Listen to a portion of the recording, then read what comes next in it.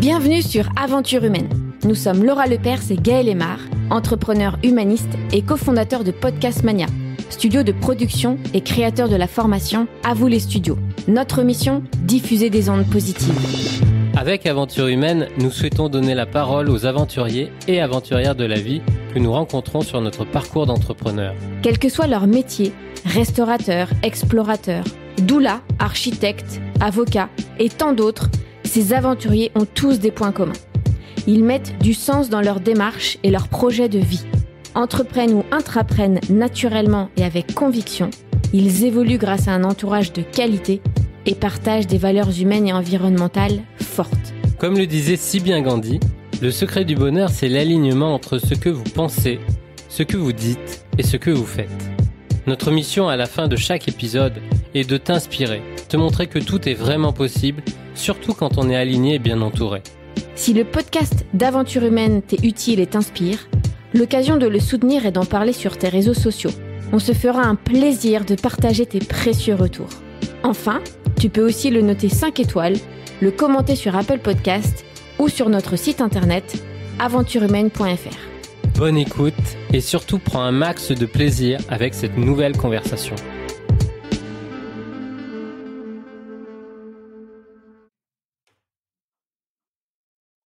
Et ben c'est parti. Salut Alexis. Salut Gaël. Merci beaucoup d'être sur Aventure Humaine. Alors je suis très très heureux de recevoir en avant-première un futur auteur best-seller. Tu viens juste de publier ton premier livre, Freelance, l'aventure dont vous êtes le héros. Alors, sur l'aventure, on va être servi. Nous, on se connaît grâce à la communauté de Podcast Makers, animée et lancée par Raphaël Grieco d'une main de maître. Donc, ça fait quelques mois que je suis un petit peu les coulisses de cette aventure, justement. Et alors, tu as plein de casquettes. Tu es créateur de contenu, tu es freelance, tu es auteur, tu es podcasteur. Justement, sur cette activité, j'invite tout le monde à écouter l'épisode que tu as enregistré avec Barthélémy sur Offcast pour vraiment découvrir les coulisses de Tribu Indé. En premier, j'ai envie de te poser cette question et après on reviendra un petit peu plus sur ton parcours et tu pourras te présenter un peu plus en profondeur. Mais après une semaine donc de visibilité, d'avoir ce statut d'auteur qui a publié un livre, qu'est-ce que ça fait? Quels sont les chiffres ou les tendances? Quelle est un petit peu cette actu? Eh ben écoute, la première chose à dire quand même, c'est que le livre est en rupture de stock, ce qui est quand même un comble. Je suis pas non plus un auteur best-seller qui vend 150 000 exemplaires en une semaine, mais alors certains disent c'est une bonne chose, ça montre que le livre a dépassé un peu les attentes que moi je pouvais avoir, que mon éditeur pouvait avoir, et puis que les plateformes pouvaient avoir. D'un point de vue créateur, auteur, je te cache pas que c'est un peu frustrant de se dire que le livre est en rupture de stock sur la première semaine de lancement. Donc, si tu veux, mitigé entre une grosse joie de se dire ok, en fait le bébé est lancé et puis les gens commencent à le recevoir petit à petit, notamment sur les précommandes que j'ai lancées en début d'année. Et puis en même temps un peu je me dis en fait là pour une fois si tu veux, j'ai contrôlé tout le processus de réflexion, d'écriture, de rélecture, de maquettage, etc. J'étais là en fait à chaque maillon important de la chaîne. Là sur la distribution, en fait, j'ai pas du tout la main, quoi. Je peux rien faire. Et donc tu vois, sentiment un peu mitigé, mais très très heureux tu vois, j'ai passé quasiment presque 12 mois en fait sur ce livre. Je regardais encore hier parce qu'on m'a demandé combien de temps j'avais passé sur le livre. Il se trouve que moi je traque tout mon temps, c'est-à-dire que tout le temps que je passe sur mes projets clients, sur mes projets podcasts et autres, je traque tout. Et tu vois, là on enregistre je sais plus combien, un jeudi à une semaine de la sortie. Nous sommes le 21 janvier. Voilà, le 21 janvier. Et j'ai passé 470 heures sur le livre. Donc en fait, tu vois, une fois que t'as bossé autant sur un projet un petit peu dans l'ombre, même si je partageais un peu de coulisses, c'est un gros soulagement et beaucoup d'excitation que tu sors le livre et que surtout tu sens que une partie des personnes qui suivaient Tribu Indé, l'aventure, etc. attendaient en fait avec impatience le livre et c'est un sentiment assez particulier de voir un petit peu les gens, tu sais, partager des photos du livre chez eux, etc. C'est différent, tu vois, on travaille beaucoup sur internet, sur le digital, c'est des choses qui sont difficilement palpables. Là, le fait d'avoir un objet là, c'est concret. Que tu peux te passer. Il y a un objet dans la bibliothèque, sur le bureau, dans les transports. J'ai vu des photos. C'est très très chouette. Donc vraiment bravo, parce que un gros focus sur une année toute particulière aussi. Justement, est-ce que on va rentrer dans le vif du sujet. Peux-tu présenter un petit peu d'où tu viens et on va dire l'avant-aventure freelancing? C'est vrai que la plupart des gens m'ont connu, notamment avec le podcast Tribu Indé, et d'autres commencent à me connaître aujourd'hui avec le livre, mais avant ça, j'ai quand même fait d'autres choses. Moi, je viens de région parisienne. J'ai fait mes années collège, lycée, et puis mes 2 premières années d'études, je les ai faites en région parisienne, à Clamart précisément, dans les Hauts-de-Seine. Et puis, je suis ensuite parti en école de commerce à Rennes, là où je suis revenu actuellement. Donc j'ai démarré ensuite ma carrière pro, notamment dans des startups à Paris, et puis je suis revenu très récemment. J'ai profité, comme beaucoup de Parisiens, de l'entre-deux confinements pour repartir en région. Et donc là, je suis actuellement à Rennes. Et moi, parcours un peu business, c'est-à-dire que bac, moi je décide de pas faire de prépa pour tout un tas de raisons, parce que je sentais que moi mes années lycée ont pas été les meilleures années de ma vie. Et du coup, je me suis dit, si tu veux, je m'ennuyais vraiment beaucoup. Enfin, je m'ennuyais profondément, quoi. J'avais du mal à comprendre. En fait, j'avais du mal à me projeter dans ce que j'étais en train d'apprendre, en quoi ça allait vraiment me servir. Et du coup, je m'étais dit, mais attends, si je fais prépa, je reste un peu dans le même cycle. En plus, je restais dans le même lycée, dans le même environnement. Si tu veux, j'avais envie de quelque chose d'un peu plus concret, parce que je commençais vraiment à décrocher, quoi. Je commençais à me dire, tu vois, j'étais un peu en mode automatisme. Et voilà, toutes tes journées, t'étais en train de bachoter, etc. Et je me disais, attends, à 18 ans, j'ai envie de faire autre chose. Et donc, je suis parti, j'ai fait un DUT. Donc, c'est une Bienvenue au club. C'est vrai? Et tu vois. Moi aussi. Moi, j'ai fait un DUT technique de commercialisation. Et donc ça, c'est sur 2 ans. J'ai fait ça à Paris Descartes.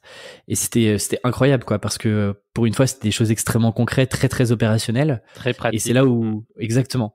Et c'est là où j'ai commencé à me dire, ok, je pense que là, je suis dans une voie qui commence à me plaire. Et c'est pour ça qu'après, naturellement, je vais dans une école de commerce, donc à Rennes, pour y faire un master. Et puis après ça, je passe par un certain nombre d'étapes de stages dans des univers très très différents de ce que je fais aujourd'hui. Et puis ensuite, je rentre dans l'écosystème un peu entrepreneurial, startup parisien, avant de me lancer. Tu vois, je me lance vraiment à plein temps en freelance en décembre 2018, janvier 2019. Donc, il n'y a pas si longtemps que ça. Mais mon statut de freelance... C'est assez récent, évidemment. Ouais, mais mon statut de freelance, je l'ai créé en 2017. Parce que j'ai commencé en fait le freelancing après un stage de fin d'études, qui était pas vraiment fin d'études, il me restait quelques mois. C'est quoi le déclic? Est-ce que c'est une discussion, c'est la fin d'un stage, c'est la découverte de ce métier? En fait, il n'y a pas eu de vrai déclic. Si tu veux, j'avais pas l'ambition d'être freelance au démarrage, ce qui est assez marrant aujourd'hui, puisque maintenant je parle et je mange freelance tous les jours. Mais initialement, en fait, ce qui s'est passé, c'est que je fais un stage c'est pas vraiment un stage de fin d'études. En gros, je fais un dernier master, un double diplôme avec une école d'ingénieurs qui s'appelle l'INSA, et c'est un double diplôme un peu entrepreneuriat, innovation. Et il se trouve que ce stage-là, en fait, il est en milieu d'année, en dernière année de master, il est en plein milieu de l'année. Je fais ce stage-là dans une startup qui s'appelle Toucan, qui est une startup B2B, SaaS, très tech, tu vois, où on parle de data, etc. Et en fait, je finis ce stage-là, il me reste encore quelques mois de cours, et ça se passe très bien avec cette boîte-là. Je m'entends très bien avec l'équipe. C'était à l'époque, aujourd'hui, c'est une boîte qui a levé plusieurs dizaines de millions d'euros, qui a quasiment 90 personnes. Moi, à l'époque, on était 30. On était 3 au marketing.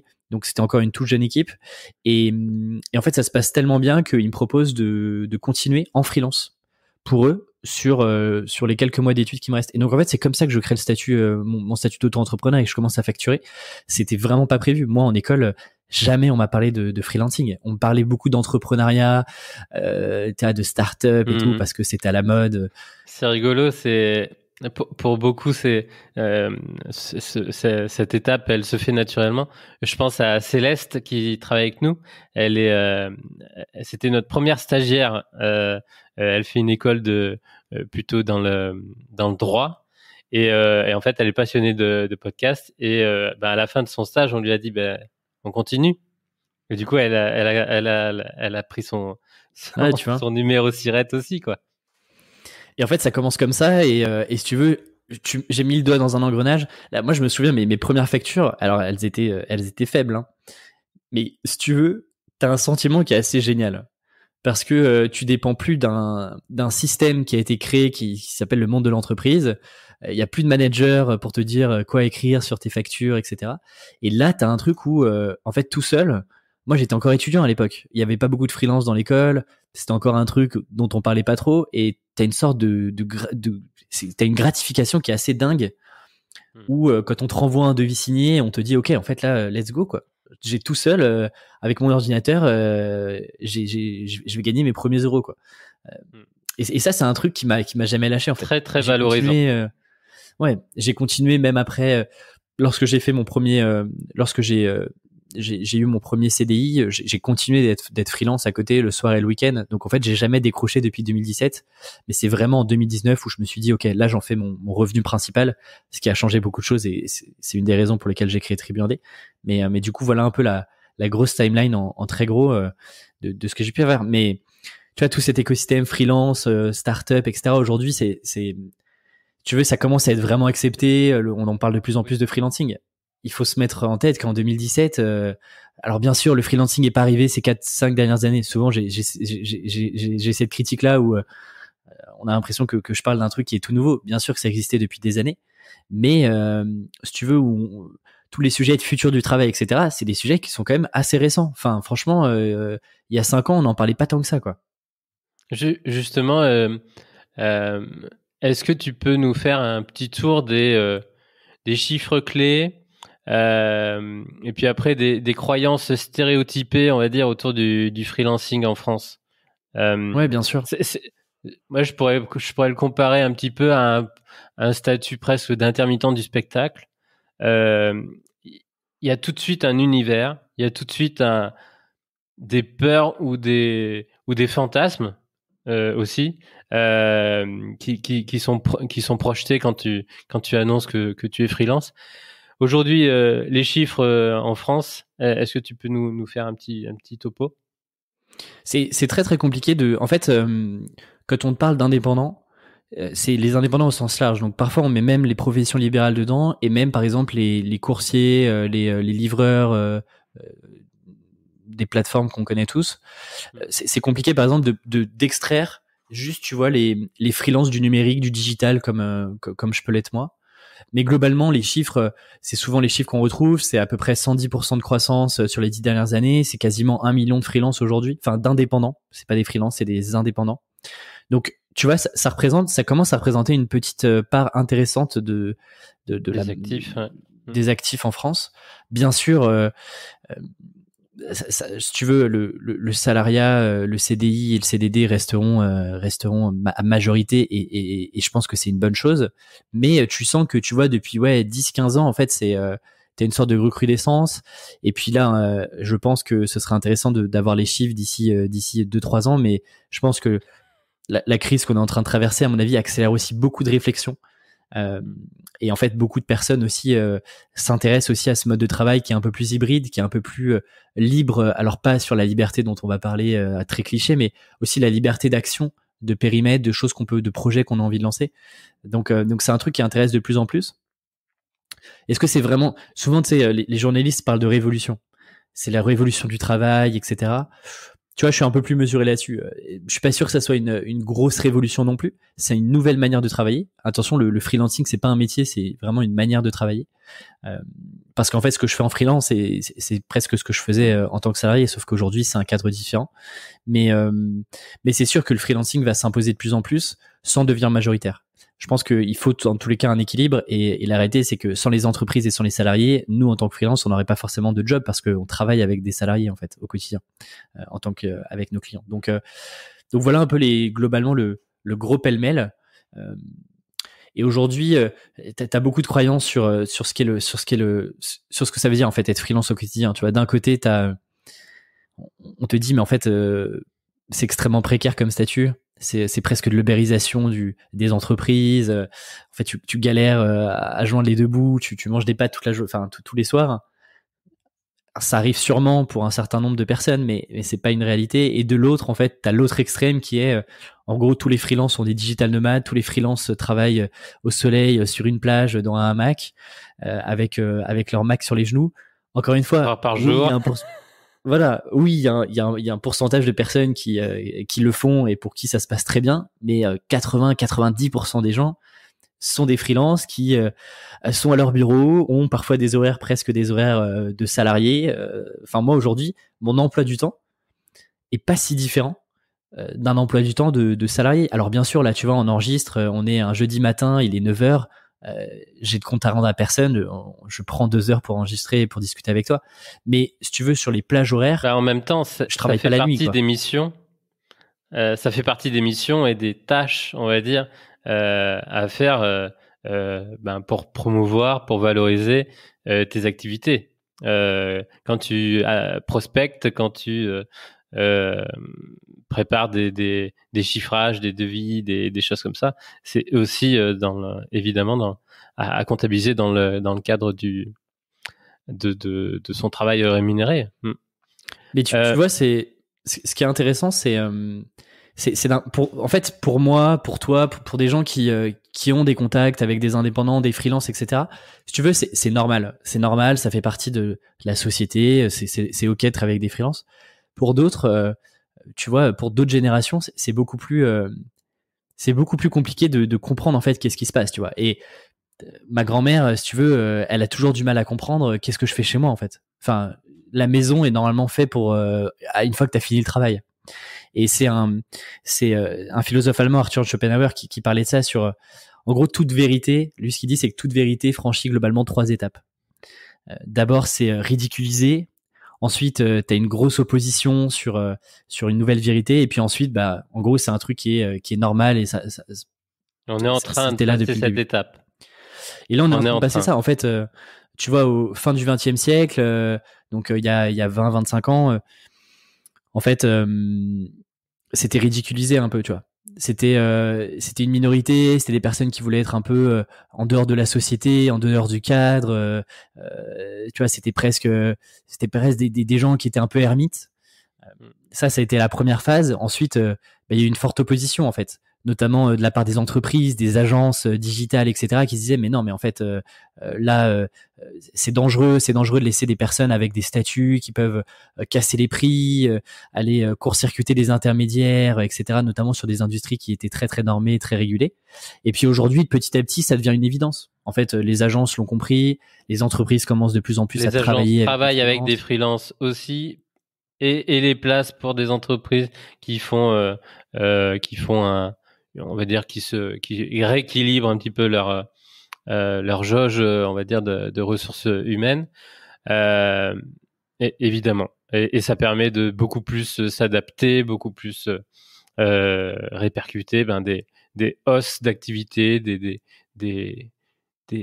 gros coups de bourre. Et merci pour ce scope. Au moins tout le monde saura de quoi on parle. Ce que j'ai envie de creuser avec toi, c'est le sujet du freelancing vs l'entrepreneuriat. Quand on est freelance, alors je l'ai été, je remets un petit peu dans le contexte aussi mon parcours pour tout le monde. Moi, ça va faire 5 ans que je suis entrepreneur, que j'ai commencé ce chemin de l'entrepreneuriat. Et j'ai démarré par cette petite étape de l'indépendant. J'avais mon statut d'auto-entrepreneur. J'ai fait ces premières factures, j'ai adoré et j'ai continué. Par contre, j'avais en vision tout de suite parce que je viens d'un univers d'une famille qui entreprend, on va dire beaucoup, massivement. Du coup, je savais que la prochaine étape, parce que c'était mon intention, mon ambition peut-être, c'était de construire plusieurs activités, de créer plusieurs sociétés et du coup de recruter, voilà. C'était ça mon chemin. Je me suis jamais imaginé en tant qu'indépendant freelance 10, 20, 30 ans. Et je sais qu'il y a vraiment deux grandes différences et deux mindsets, parce que si on fait l'un en pensant à l'autre, en fait c'est un foirage complet, et il y a des pièges à éviter. Quel est ton point de vue là-dessus? Effectivement, moi je fais partie de ceux qui pensent que les freelances sont pas des entrepreneurs, et c'est ok en fait. C'est pas très grave de dire que moi en tout cas c'est mon point de vue, un indépendant est pas vraiment un entrepreneur. Alors bien sûr, tu vois, les deux ont, si tu veux, ont le même objectif, c'est-à-dire gagner de l'argent et créer un business en fait. Sauf que d'un côté le freelance, et je parle vraiment du freelance dans la situation classique, comme par exemple moi je le suis, un freelance qui est tout seul, c'est-à-dire qui vend son service. Il y a déjà une grosse différence avec un entrepreneur. L'entrepreneur, il n'a pas vocation déjà à rester seul, par exemple. L'entrepreneur, il a plutôt vocation à créer un projet qui va le dépasser en tant qu'homme ou femme.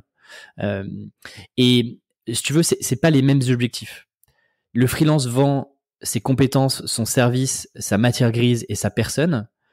L'entrepreneur vend un projet qui est beaucoup plus global. Et si tu veux, l'entrepreneur a une mission, c'est celle de construire un système qui est résilient et qui peut tourner sans lui.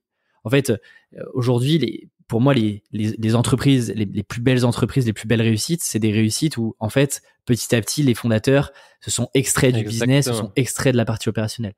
Un freelance, c'est pas possible. Si moi, je m'extrais, en fait, il y a plus personne parce que les clients viennent aussi me chercher pour mes compétences.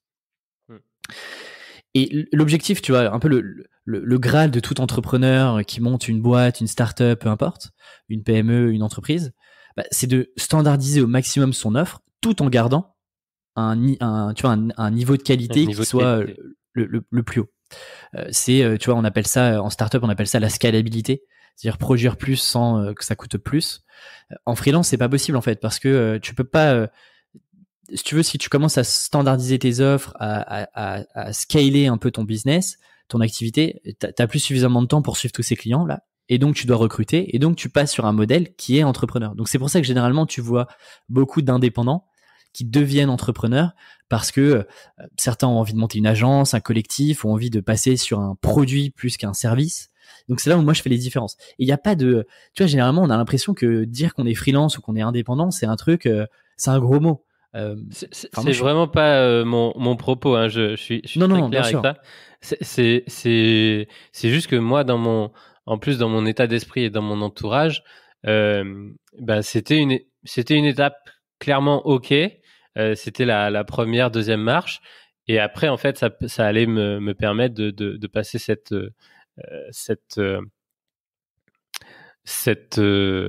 marche, on va dire, un peu plus grande, un peu plus importante.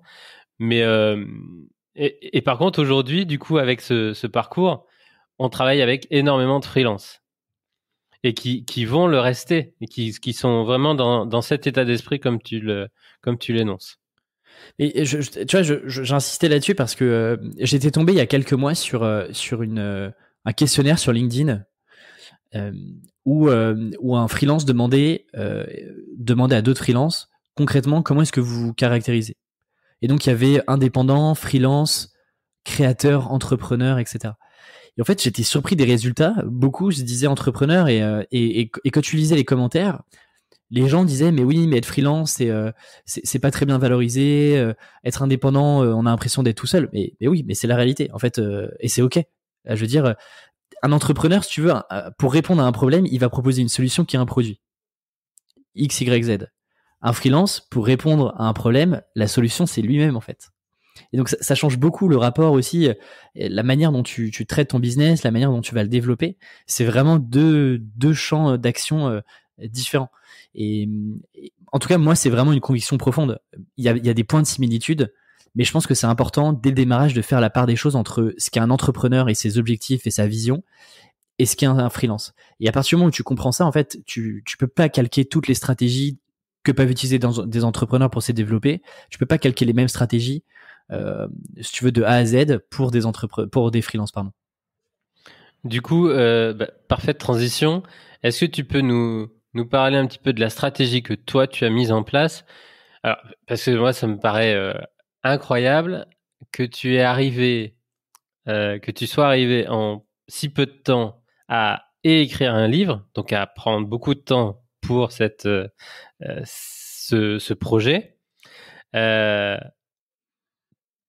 te faire connaître, ça, c'est Tribu Indé. Valoriser, on va dire, et créer du contenu, ça, c'est Tribu Indé, mais ça prend aussi du temps. Et le fait de délivrer tes prestations, tes missions. Est-ce que tu peux nous parler un petit peu de ta stratégie et la stratégie que tu avais en tête, celle que tu as vraiment mise en place? Peut-être qu'il y a une différence. Écoute, il y a quelques différences. Ce qu'il faut savoir, c'est qu'effectivement, on a l'impression que je me suis lancé vraiment en 2019, un peu avec mon couteau, et puis voilà. Globalement, il faut se lancer maintenant. Et c'est pour ça que c'était important que je précise que, en fait, depuis 2017, j'avais déjà un pied dans le freelancing.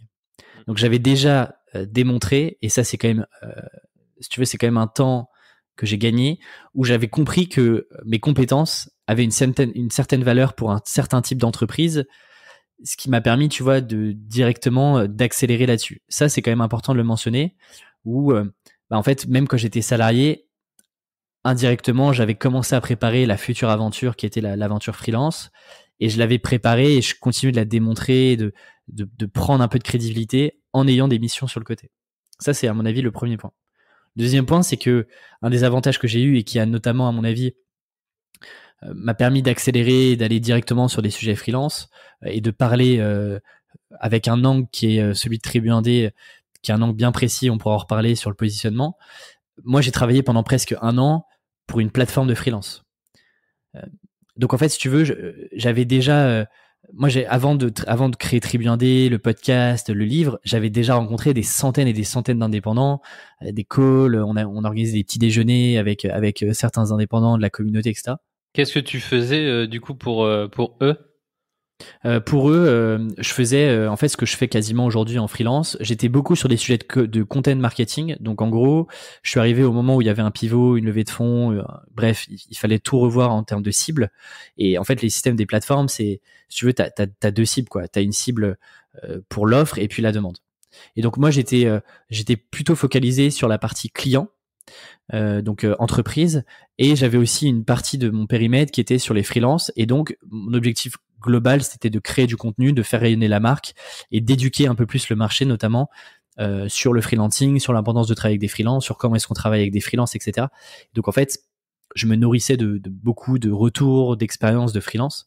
Donc tu vois, déjà à l'époque, en fait, j'avais gagné du temps en discutant avec des gens qui étaient plus avancés, qui étaient dans le jeu du freelancing.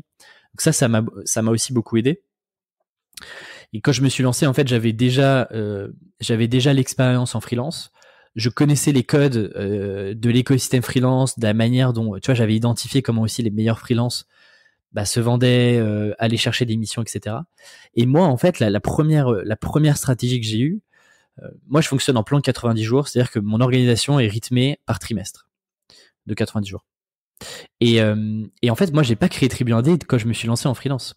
Si on regarde Tribu Indé, je l'ai créé fin mars, début avril 2019. Et donc, en fait, sur le premier trimestre 2019, j'avais un seul objectif qui était retrouver le salaire que j'avais quand j'étais salarié. C'était mon unique objectif. C'était l'étoile du Nord que je voulais absolument atteindre. Et pour ça, en fait, j'ai pas fait de contenu. J'ai pas créé de contenu, en fait.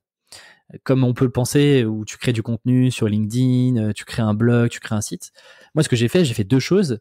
J'ai cartographié mon réseau. Si tu veux, j'ai essayé d'aller comprendre, de comprendre quels pouvaient être les leviers intéressants que j'avais déjà dans mon réseau, que j'avais constitué sur les dernières années et qui pouvaient me permettre d'aller chercher mes premières missions en tant que freelance à temps plein. Et puis, j'ai été prospecté, en fait. J'ai été prospecté certaines boîtes qui étaient extrêmement intéressantes pour moi, qui étaient stratégiques aussi dans l'écosystème startup, qui me permettaient, en fait, de signer des belles marques, des beaux noms, qui pouvaient me permettre de faire effet de levier derrière.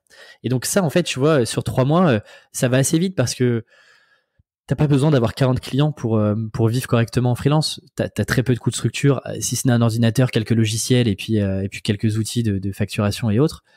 Mais si tu veux, avec déjà, en fait, ta première facture, t'es déjà positif. Encore une différence avec un entrepreneur. Un entrepreneur qui lance un produit, il y a une équipe, il y a des devs, il y a du design, il y a de la publicité, il y a de l'acquisition, bref, il y a plein de trucs qui fait que avant de te payer, il se passe un petit moment. En freelance, en fait, ta première facture, normalement, t'es en positif si tout va bien. Donc en fait, ça va assez vite et les 3 mois sont focalisés là-dessus. Aller chercher des clients, proposer le meilleur service possible. Et c'est qu'ensuite, tu vois, où je me dis, ok, j'ai validé le premier objectif qui est, je retrouve le salaire que j'avais lorsque j'étais salarié pour passer au niveau supérieur à avoir un nouveau palier. Il me manque quelque chose et c'est là où je crée Tribu Indé pour aller chercher en fait de la connaissance de manière plus accélérée que si j'avais moi-même revécu mes propres expériences. Super. C'est évidemment une grande différence de ce que on peut peut-être comprendre. Si on regarde juste ton écosystème aujourd'hui, on dit bah oui, mais en fait c'est simple, c'est Tribu Indé qui lui fait tout ça. Non, et j'avais utilisé la même technique, cartographier son réseau, et je continue évidemment à le faire parce que c'est là-dessus que repose quand même beaucoup de choses. C'est très naturel. Et du coup, en gros, 2019 et peut-être 2020.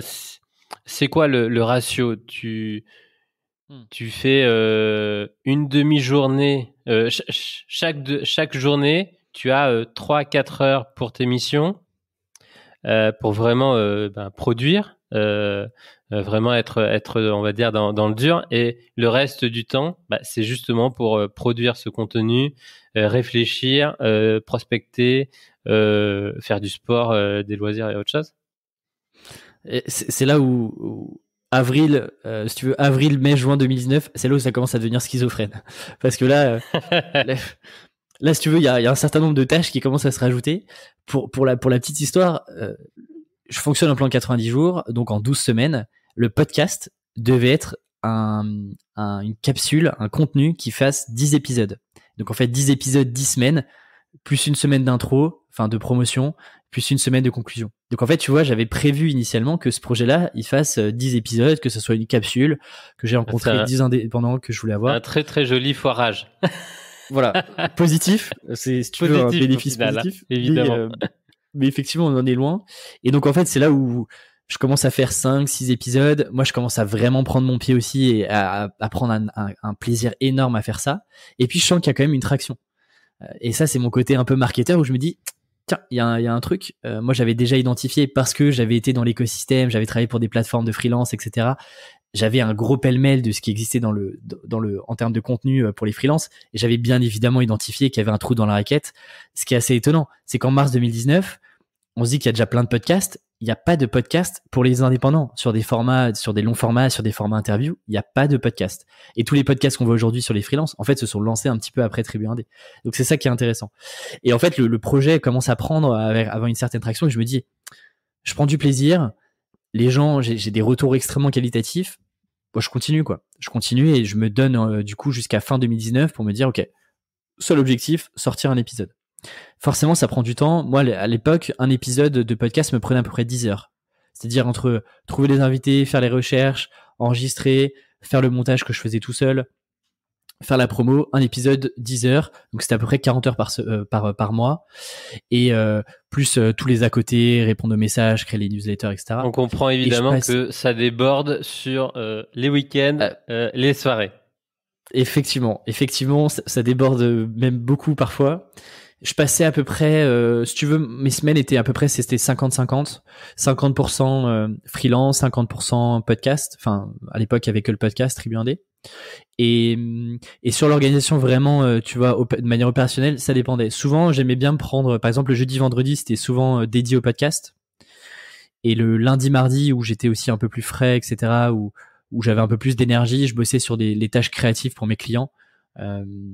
Et après, en fait, c'est l'avantage d'être freelance, c'était que selon les interviews que je bookais, etc., je pouvais aussi remettre un peu mon planning comme je voulais. Mais oui, je te cache pas que sur 2019, ça a été quand même très très sport parce que moi j'avais quand même, moi je voulais continuer d'être freelance et donc et puis je gagnais pas d'argent avec Tribu Indé à l'époque, tu vois. Jusqu'à fin 2019, j'avais pas gagné un seul centime directement avec le podcast. Il y a eu plein de bénéfices derrière, mais du coup il fallait quand même que moi je m'étais aussi fixé des objectifs financiers et autres, donc il fallait faire des missions. Donc ouais, c'est là la bascule, elle se fait, tu vois, l'été 2019 où là ça commence à être schizophrène et en fait le projet commence à me dépasser, tu vois, sur fin 2019 quoi. Ou à me dépasser dans le sens où tu vois, j'ai les opportunités que j'aurais pensé, franchement, en janvier quand je quitte ma boîte. Quand je me lance, etc., où je suis aussi plein de doutes parce que entre faire du freelancing à côté, de temps en temps prendre 2-3 missions où t'as pas de pression parce que dans tous les cas t'as un salaire qui tombe à côté et te dire ok maintenant c'est ma source de revenu principale, si tu veux c'est une nouvelle ligue quoi, c'est un nouveau niveau. Jamais j'aurais pu penser qu'il y aurait eu ces opportunités là, notamment d'écrire un livre. Ça c'est un truc, ça si on remonte, et c'est intéressant parce que tu l'as mentionné tout à l'heure, tout s'est accéléré en fait en 2-3 ans. Les 3 dernières années, en fait, ont été une sorte de gros accélérateur. Mais si tu reviens 5 ans en arrière, j'étais en costume cravate à la Défense, quoi. Enfin, tu vois, on est incapable de prédire globalement ce qui peut se passer sur une tranche de 5 ans de carrière pro, notamment au démarrage. Et ça, c'est ce que Martin Le Tulipe, un de mes mentors, dit. On sous-estime toujours ce qu'on va réussir à faire en 10 ans et on surestime toujours ce qu'on va faire dans l'année qui arrive. Typiquement le livre, hein.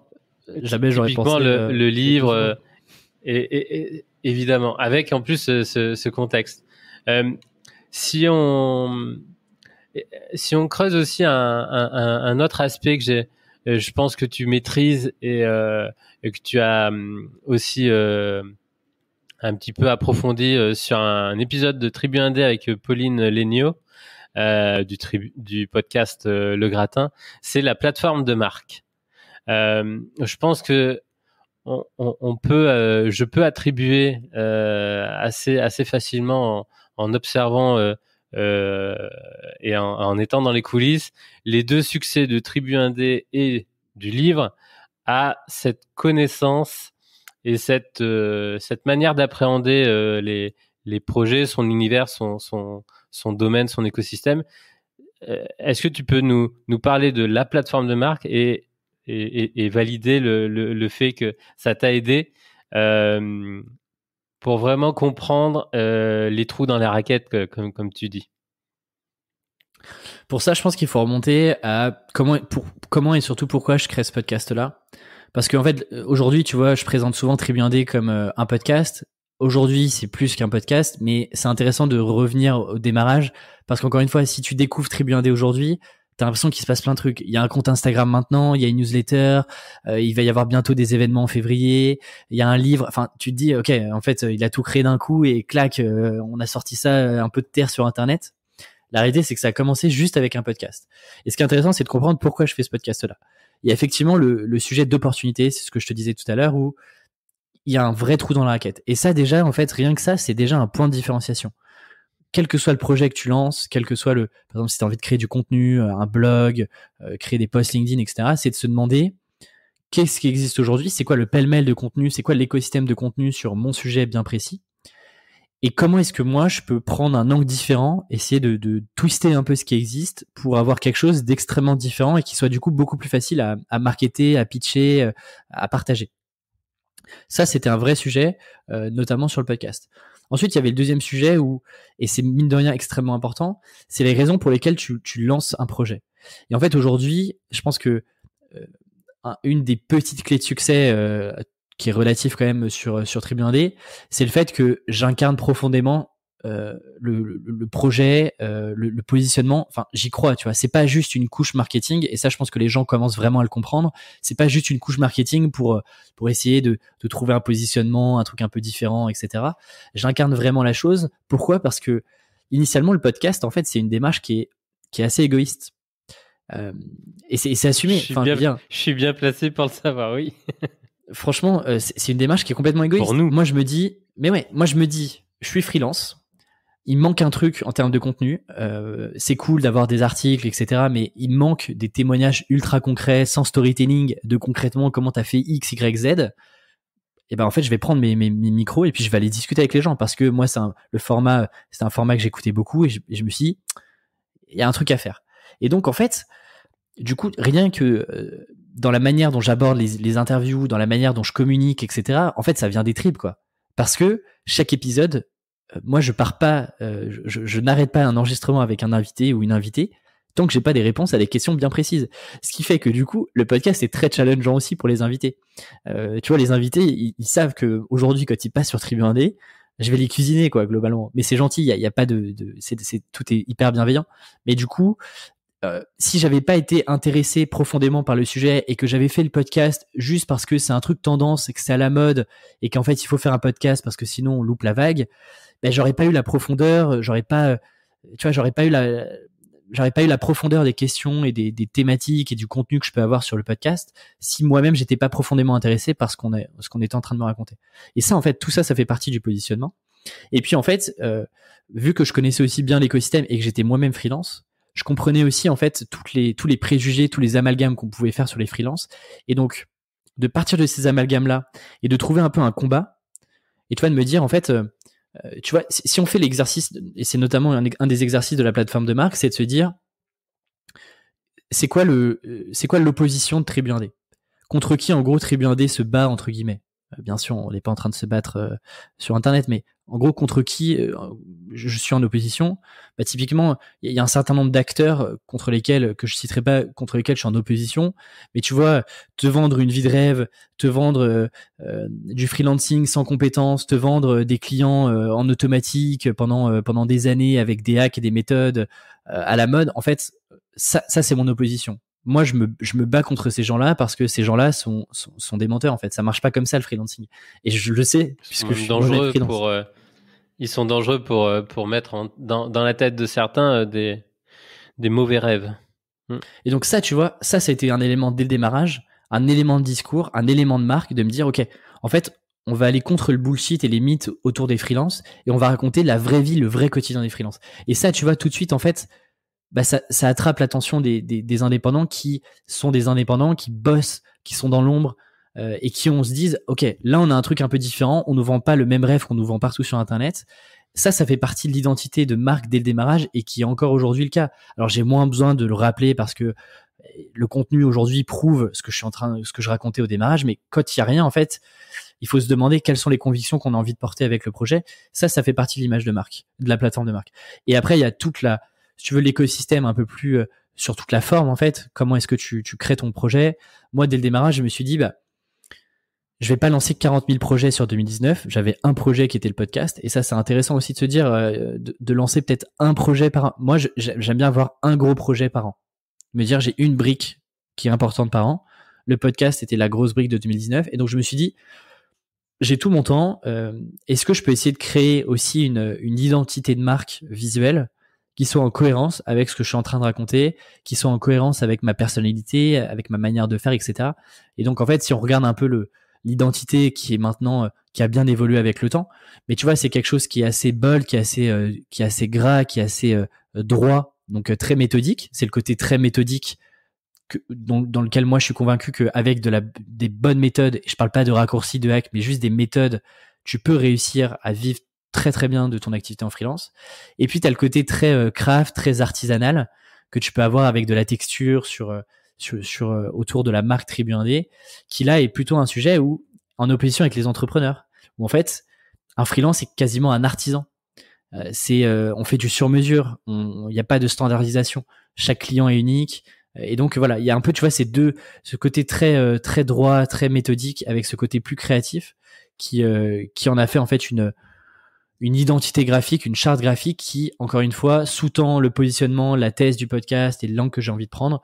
Voilà ce qui forme la plateforme de marque. Alors bien sûr, c'est pas arrivé dès le démarrage. Encore une fois, j'ai démarré avec un positionnement qui s'est affiné au fur et à mesure. Mais je pense que c'est important de toutes les questions que j'ai partagées là, c'est important d'y répondre dès le démarrage, de documenter ça. Moi, j'ai ce que j'appelle un document de positionnement, quels que soient les projets. Tu vois, j'ai fait un document de positionnement pour le livre, j'en ai fait un pour le podcast, qui reprend un petit peu toutes les réponses et tout ce que je viens de te raconter là sur les 5 dernières minutes. Super. Ça fait aussi une bonne transition. Justement, je voulais. T'en as pas trop parlé dans les 4-5, peut-être 8 podcasts que tu as fait là pour partager, promouvoir le livre. 25. J'ai fait 25 podcasts. Ouais. Ah ben, je les ai pas encore. En tout cas, ils sont pas tous sortis. Publiés. Ouais, d'accord. Non. Et ben justement, ça c'est Olivier Rouland, un autre auteur best-seller qui a assez bien documenté son processus. Alors, je vais pas revenir sur comment tu as écrit le livre. J'ai envie de comprendre comment et à partir de quel moment tu t'y es vraiment réfléchi et préparé. Comment tu promeus, comment tu fais toute cette campagne de communication autour du lancement et autour de la publication de ton livre, parce que donc Olivier Rouland dit que c'est vraiment 50% du job qui reste à faire, quoi. Quand le livre il est écrit sur le bureau de l'éditeur ou de ton bureau, ben en fait c'est bien, mais il n'est pas encore lu, vendu, commercialisé et à partir de quand tu as commencé à y réfléchir et qu'est-ce que tu as mis en place? Effectivement, et ça c'est d'ailleurs, tu vois, t'as l'impression d'avoir déjà tout donné, déjà que c'est compliqué de réfléchir au livre, de l'écrire, de faire la relecture. Moi, avant d'envoyer le livre à l'éditeur, le manuscrit, on était déjà à la 4e version du livre. Les 3 premiers chapitres avaient été écrits 3 ou 4 fois, j'avais rechangé l'ordre, etc. Donc là, tu as l'impression que t'as tout donné, le truc il est là maintenant, ok, ça m'appartient plus. Et effectivement, pour le coup, Olivier Rouland a raison, c'est que c'est comme n'importe quel projet. En fait, si personne ne connaît ton projet, ne s'intéresse à ce que tu fais, t'as beau avoir fait le meilleur contenu possible, bah, si personne ne lit, le consulte, le consomme, l'achète, en fait, c'est un projet avec une notion un peu d'échec. Donc effectivement, c'est extrêmement important. Moi, le marketing, la promotion, etc., je te dirais que je l'ai commencé au moment où j'écrivais, où j'ai démarré, en fait, au moment où j'ai signé mon contrat avec mon éditeur, j'ai commencé le marketing. J'ai commencé à un petit peu montrer d'abord les coulisses. Alors au début, c'était pas public, c'était beaucoup dans la newsletter, donc c'était pour partager un peu ce qui se passait sur 2020 dans l'écriture du livre aux auditeurs les plus fidèles du podcast et puis aux personnes qui voulaient découvrir un peu les coulisses de Tribu Indé. Et donc je partageais régulièrement dans la newsletter de l'information. Alors au début, c'était une petite information dans les mails que j'envoyais toutes les 2-3 semaines, un mois. J'expliquais un peu où est-ce que j'en étais, etc. Et en fait, tu vois, c'est monté crescendo toute l'année jusqu'à arriver à une sorte de gros point de tension en, je te dirais, novembre-décembre, où là, en fait, toutes les semaines, je parlais exclusivement du livre pour essayer de faire un peu monter la sauce. Et ce qui s'est passé, c'est que au fur et à mesure, je documentais, je montrais en fait l'effort qu'il y avait derrière un livre. Et ça, c'est une technique qui est complètement assumée, mais c'est une technique de copywriting qui consiste à montrer la valeur du produit avant même que le produit soit disponible. C'est ce qu'on appelle un peu le value prism, le prisme de valeur. Et en gros, c'est de te dire, souvent je prends l'exemple de la télé. Si par exemple on te dit voilà la nouvelle télé, la télé Samsung, elle fait 67 cm, c'est du OLED, c'est du 4K, home cinéma intégré, bref, je sais pas quoi. Tu dis ok, potentiellement bonne télé.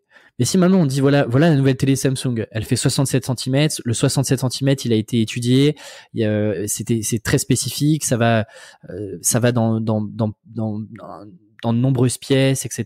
Ça a été pensé par 3000 ingénieurs, il y a eu énormément de R&D, on a eu 3-4 versions, c'est pour ça qu'aujourd'hui c'est une télé curvée, les techniques OLED, voilà ce qui se passe derrière, etc. En fait, ta télé, inconsciemment, elle prend beaucoup plus de valeur que juste en te donnant, voilà la télé, elle est dispo, voici les caractéristiques. Et donc moi, j'ai essayé de reproduire ça, sur le livre et de montrer en fait que en montrant tout le travail qu'il y avait, les doutes que je pouvais avoir, les allers-retours qu'on a pu faire, en essayant de donner quelques pistes, une maquette, un titre, un début de sommaire, etc. En fait, ça a rajouté de la valeur au produit final. Le produit final reste le même, mais le fait d'avoir partagé tout ça, les gens se sont dit au fur et à mesure, ok, en fait, c'est pas juste un petit projet qu'il est en train de faire dans sa chambre, c'est un truc qui lui prend du temps, il prend le temps aussi de le documenter, etc. Ce qui fait que, tu vois, t'as une attente qui est beaucoup plus forte que tu sors le livre. Donc ça a été pendant je te dirais, toute la partie... toute l'année 2020. Ouais. Et puis après, t'as effectivement la vraie promotion qui démarre, une fois que le livre est si tu veux, envoyé en impression. Là, il y a un certain nombre de choses que j'ai mis en place, notamment des bonus. J'ai décidé d'avoir déjà une phase de précommande, chose qui est pas obligatoire, mais d'avoir une phase de précommande qui a démarré du 4 janvier au 14 janvier. Et le 14 janvier, le livre sortait officiellement. Et du coup, sur cette période de précommande-là, en fait, ce qui a été intéressant, c'est que toutes ces précommandes-là permettent de mettre aussi en avant le livre et de faire monter le livre dans les classements, notamment sur les classements Amazon, les classements Fnac. Et donc moi, j'ai presque, si tu veux, mon vrai lancement était presque le 4 janvier plutôt que le 14 janvier, parce que ça me permettait aussi de prendre le pouls, de savoir si les gens attendaient ce livre-là, si les gens étaient potentiellement intéressés sur ce livre. Et ce que j'ai fait, c'est que pour inciter aussi les personnes à le commander le plus tôt possible, j'avais mis en place un certain nombre de bonus un peu exclusifs qui étaient réservés aux précommandes. Ça a été un argument marketing qui a extrêmement bien marché et qui a permis aussi de faire connaître le livre, même à des personnes qui n'avaient pas forcément entendu parler de Tribu Indé avant le 4 janvier. Ça a été le premier. Ces bonus, tu les as pensés et du coup, tu les as produits en amont? Écoute, une partie a été produite en décembre, du coup. Une partie reste à produire. Donc, il reste encore quelques bonus donc, en gros, je fais des envois en 2 parties aujourd'hui. Et en plus de ça, dans le livre même, il y a aussi une partie de bonus. C'est-à-dire que plutôt que de juste, entre guillemets, donner le livre, ce qui est déjà très très bien au lecteur, je leur offre la possibilité d'aller encore plus loin avec des bonus qui sont, encore une fois, spécifiques aux acheteurs du livre. Et c'est pas des bonus que je sortirai de manière publique demain. Donc tu vois, par exemple, t'as des bonus, t'as des masterclass, t'as des interviews, t'as des listes d'outils, bref, t'as des choses qui, encore une fois, peuvent être mises à jour plus facilement et qui rentraient pas directement dans le livre. Ça, encore une fois, c'était pour rajouter encore plus de valeur au livre. Tout ça, tu as pensé sur le dernier trimestre, là, 2020? Ouais, globalement, quand tu as eu la version finale du texte, tu t'es dit comment je vais pouvoir maintenant l'augmenter, le valoriser encore plus avec des bonus en ligne, c'est ça? Ouais, exactement. Tu vois là vraiment la partie marketing de ok, qu'est-ce que je vais pouvoir rajouter, comment est-ce que je vais pouvoir communiquer dessus. J'ai démarré en septembre-octobre, donc ouais, c'est à partir de ce moment-là que c'est arrivé, où il a fallu créer toutes les landing pages sur le site, les quelques emails que j'envoyais pour promouvoir les précommandes, pour donner des nouvelles, etc. Tout ça, ça a été pensé en amont. La plupart ont été écrits, par exemple, je prends l'exemple des mails, sont écrits quasiment au jour le jour parce que en fait, je me base sur les résultats et sur ce qui se passe au quotidien. Idem pour les posts LinkedIn, tu vois. Les posts LinkedIn font partie vraiment de la stratégie de promotion. Et par exemple, tu vois, là, récemment, le livre est en rupture de stock. J'en ai profité pour faire un post. Ça, j'aurais pas pu le prévoir avant, en fait. Oui. Peut-être que oui, mais c'est bon. sûr. Et puis après, il y avait vraiment aussi... en fait, une fois que t'as, si tu veux, épuisé, entre guillemets, le cœur de cible, l'audience Tribu Indé, en fait, l'audience Tribu Indé, même si aujourd'hui ça commence à devenir une belle communauté, l'idée du livre, c'était aussi d'aller toucher un nouveau public qui n'ont pas forcément l'habitude d'écouter mon podcast ou d'écouter des podcasts de manière générale, ou qui sont pas forcément dans l'écosystème LinkedIn, etc. Et donc c'est là où tu vois j'ai démarré aussi la promotion sur d'autres podcasts, sur d'autres formats, sur des vidéos YouTube, sur des articles de blog, interviews, etc. pour essayer d'aller toucher aussi une nouvelle audience qui potentiellement est intéressée par la partie freelance. Donc là, tu parlais de 25 podcasts. En tout, tu as été contacté combien de personnes, combien de créateurs de contenu pour t'inviter du coup dans leurs médias respectifs? Je te dirais que en gros, ouais, c'est à peu près 25 contenus, donc ça compte podcast pour à 80%, interviews écrites et puis quelques interviews vidéo sur YouTube. Et je te dirais qu'il y a 50%. Il y a 50% qui sont des demandes entrantes, c'est-à-dire des personnes qui m'ont contacté pour faire les interviews et pour parler du livre. Et ça, c'était aussi intéressant. C'est-à-dire que beaucoup, en fait, j'ai appris ça en enregistrant avec ces personnes-là. Beaucoup n'ont pas osé entre guillemets me contacter en 2020 parce qu'ils savaient que j'étais en train d'écrire le livre et ont attendu en fait la sortie du livre pour me contacter et pour qu'on puisse enregistrer ensemble. Donc il y a 50% des gens où c'est de la demande entrante et 50% où c'est de la demande que moi-même j'ai provoquée parce que déjà il y avait certains créateurs, c'était l'occasion de les rencontrer, de discuter avec eux et de nouer une première relation. Et puis il y avait aussi des podcasts que j'aimais beaucoup et pour lesquels j'avais envie en fait de participer aussi à leur podcast. Donc tu vois, ça a été 50-50 sur à la fois les demandes entrantes et puis moi les démarches directes. Et en fait, au début, tu vois, j'ai beaucoup hésité à me dire est-ce que tu vois, c'est quand même délicat je sais pas si toi tu reçois beaucoup de demandes sur Aventure Humaine, mais moi je reçois de plus en plus de demandes entrantes de personnes qui me de plus en plus aussi. Et c'est toujours délicat. En fait, c'est toujours délicat à la fois du point de vue du créateur, c'est-à-dire du podcasteur. C'est toujours délicat de dire oui ou non comme ça sur un mail. Et puis du côté de la personne qui se propose, c'est aussi une démarche qui est pas simple, quoi. De te faire inviter, c'est un peu comme si tu te faisais inviter à une soirée quand t'étais plus jeune, quoi. Et puis moi, je me suis dit, attends, j'ai passé 12 mois sur un projet, je vais pas m'arrêter à 2-3 mails que je peux envoyer, surtout que j'essaie de trouver des angles différents sur pourquoi est-ce que c'était justifié, donc c'était pas non plus un badge de mail, c'était des mails ultra personnalisés à chaque fois, et je me suis dit, je le fais, au pire on me dit non, mais je veux pas regretter de pas avoir mis autant d'efforts dans la promotion du livre que j'en ai mis pour créer ce livre-là, en fait. Bah en gros, c'est exactement ça. Déjà, c'est assez ciblé et très qualitatif. Donc, nous, c'est comme ça aussi qu'on l'a pris. On accepte très rarement ces demandes entrantes, mais parce que elles sont pas du tout pertinentes. Et tu imagines la liste email de 200 créateurs de contenu et qui se ramassent le même mail. Donc, c'est très très différent. Ok, et donc ça c'est on va dire au jour J un petit peu tout ce que tu as mis en place. Est-ce que tu as d'autres étapes qui sont prévues et dont tu peux déjà un petit peu nous parler? Ouais, l'idée c'est que parler d'événements en février. Ouais, t'as plusieurs momentum qui sont importants dans en gros, la durée de vie d'un livre. Pour évaluer si le livre est un succès, entre guillemets, d'un point de vue éditeur, généralement, ça prend, tu vois, il faut voir sur 1 année, voire 2 ans. C'est globalement la durée de vie d'un livre sur sa première accélération.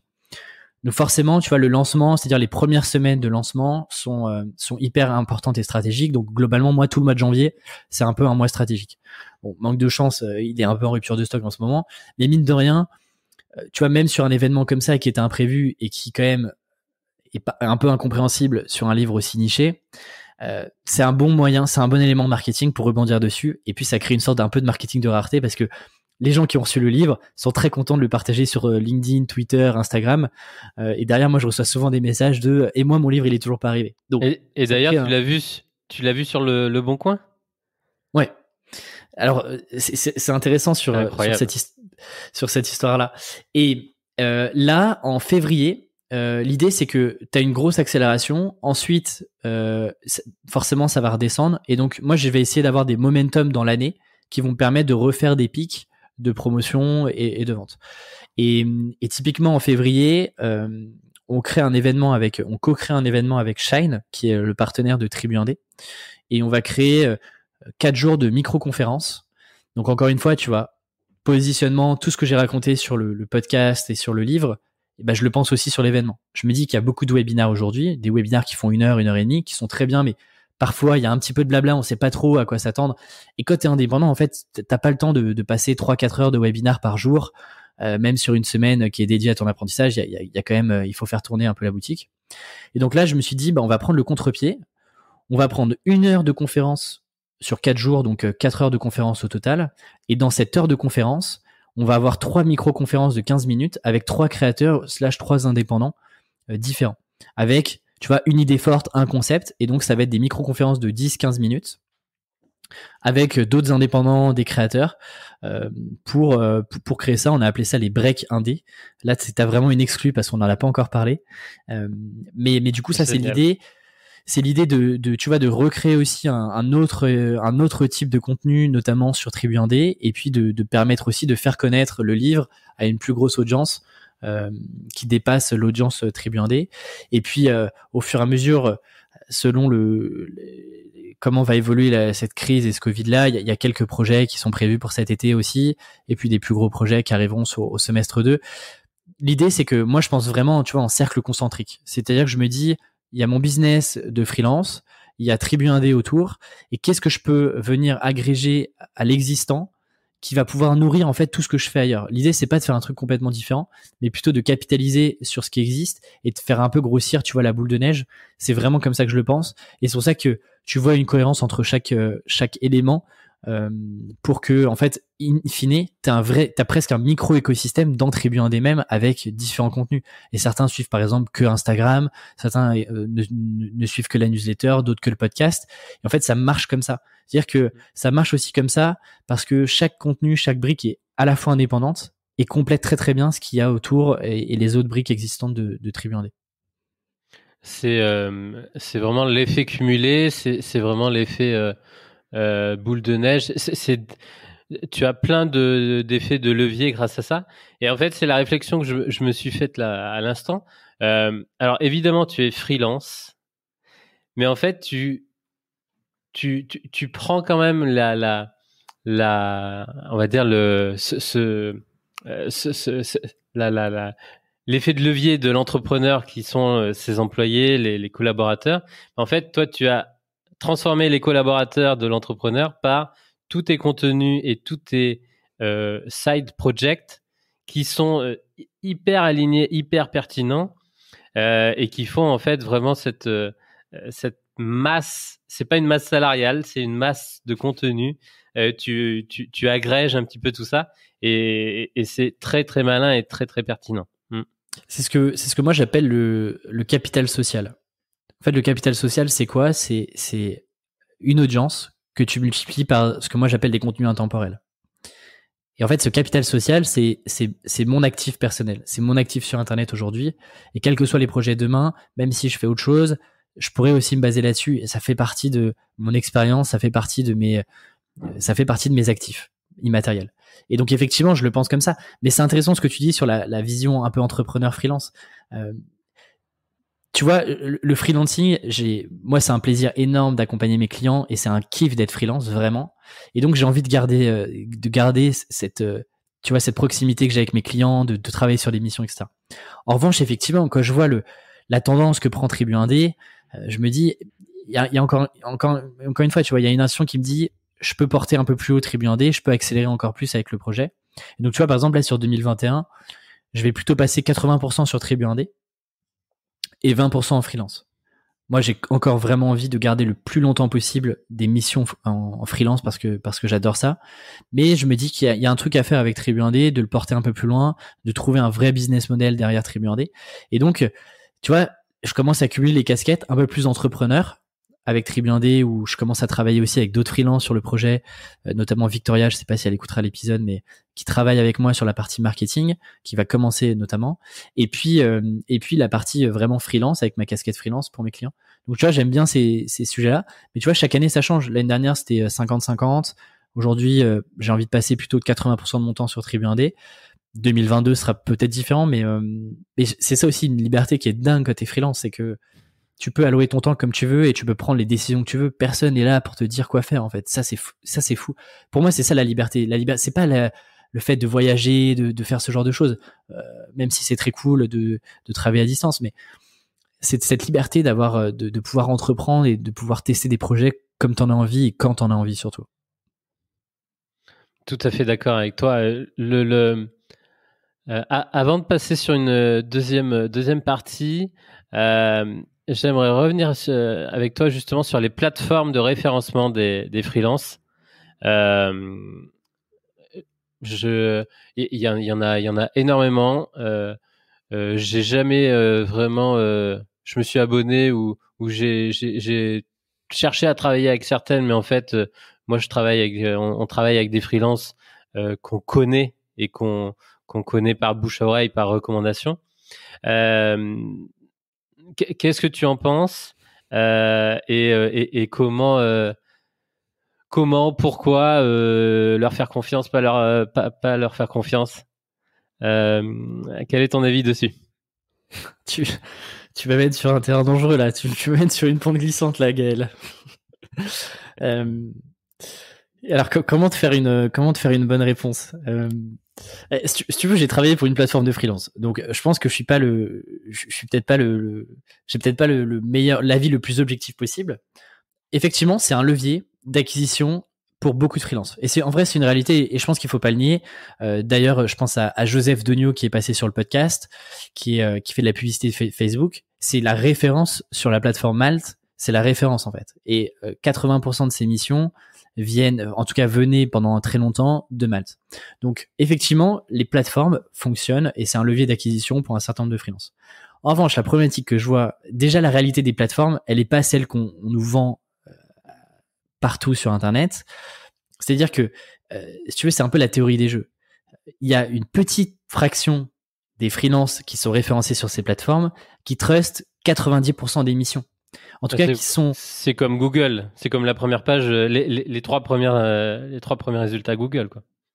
Exactement. Et pourtant, on te dit, comme sur Google, en fait, vous avez trouvé n'importe qui peut exister sur Internet. Oui, la réalité, c'est que si t'es en 15e page, oui, tu existes sur Internet en théorie, mais si tu veux, tu vas pas beaucoup avancer sur ton business ou sur ta visibilité. Donc en fait, ça, c'est une réalité que forcément les plateformes peuvent pas mettre en avant parce que il faut attirer de plus en plus de freelance.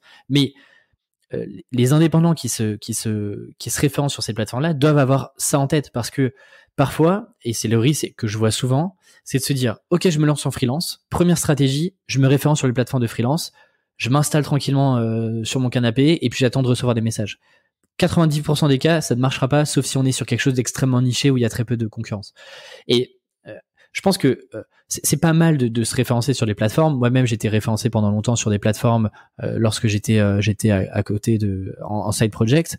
C'est bien, mais il faut, encore une fois, comme n'importe quelle stratégie, il faut pas mettre tous ses œufs dans le même panier et ne pas tout capitaliser et se dire voilà, en fait tout va arriver via les plateformes de freelance parce que ça n'existe pas. Et la réalité, c'est que il y a il y a des jeux très politiques, il y a des jeux d'influence. En fait, si on veut vraiment cartonner et être vu et être appelé par les plateformes et notamment par les équipes derrière les plateformes, parce que beaucoup de missions aussi, ça c'est quelque chose qu'on ne dit pas, mais beaucoup de missions se passent hors plateforme. Et donc en fait, si t'es pas dans les petits papiers, si tu connais pas l'équipe, etc., tu seras pas les premiers appelés. Donc potentiellement, tu auras moins de chances d'accéder aux missions qui sont les plus rémunératrices, les plus intéressantes, etc. Donc tu vois, c'est vraiment un jeu où il faut comprendre qui sont les parties prenantes, comment est-ce que je peux me rapprocher de ce cercle-là, si on a envie d'en faire un levier d'acquisition comme un autre. Moi personnellement, lorsque je me suis lancé à temps plein, j'ai pas du tout capitalisé là-dessus parce que j'avais d'autres leviers que je trouvais plus intéressants et sur lesquels j'avais le total contrôle. Et qui me prenait aussi moins d'argent. En fait, 20% de 15-20% sur une mission, c'est quand même pas donné. Là aujourd'hui, c'est quand même de plus en plus facile pour aller contacter des clients.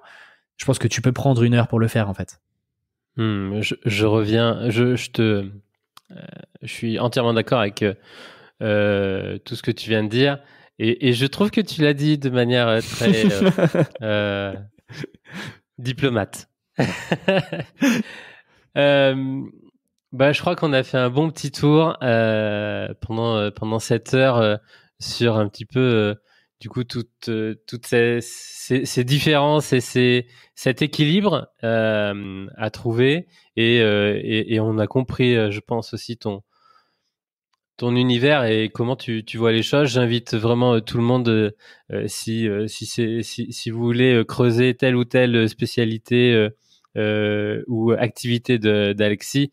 Il y a énormément de podcasts qui sont sortis sur janvier là et qui creuseront un petit peu chaque verticale.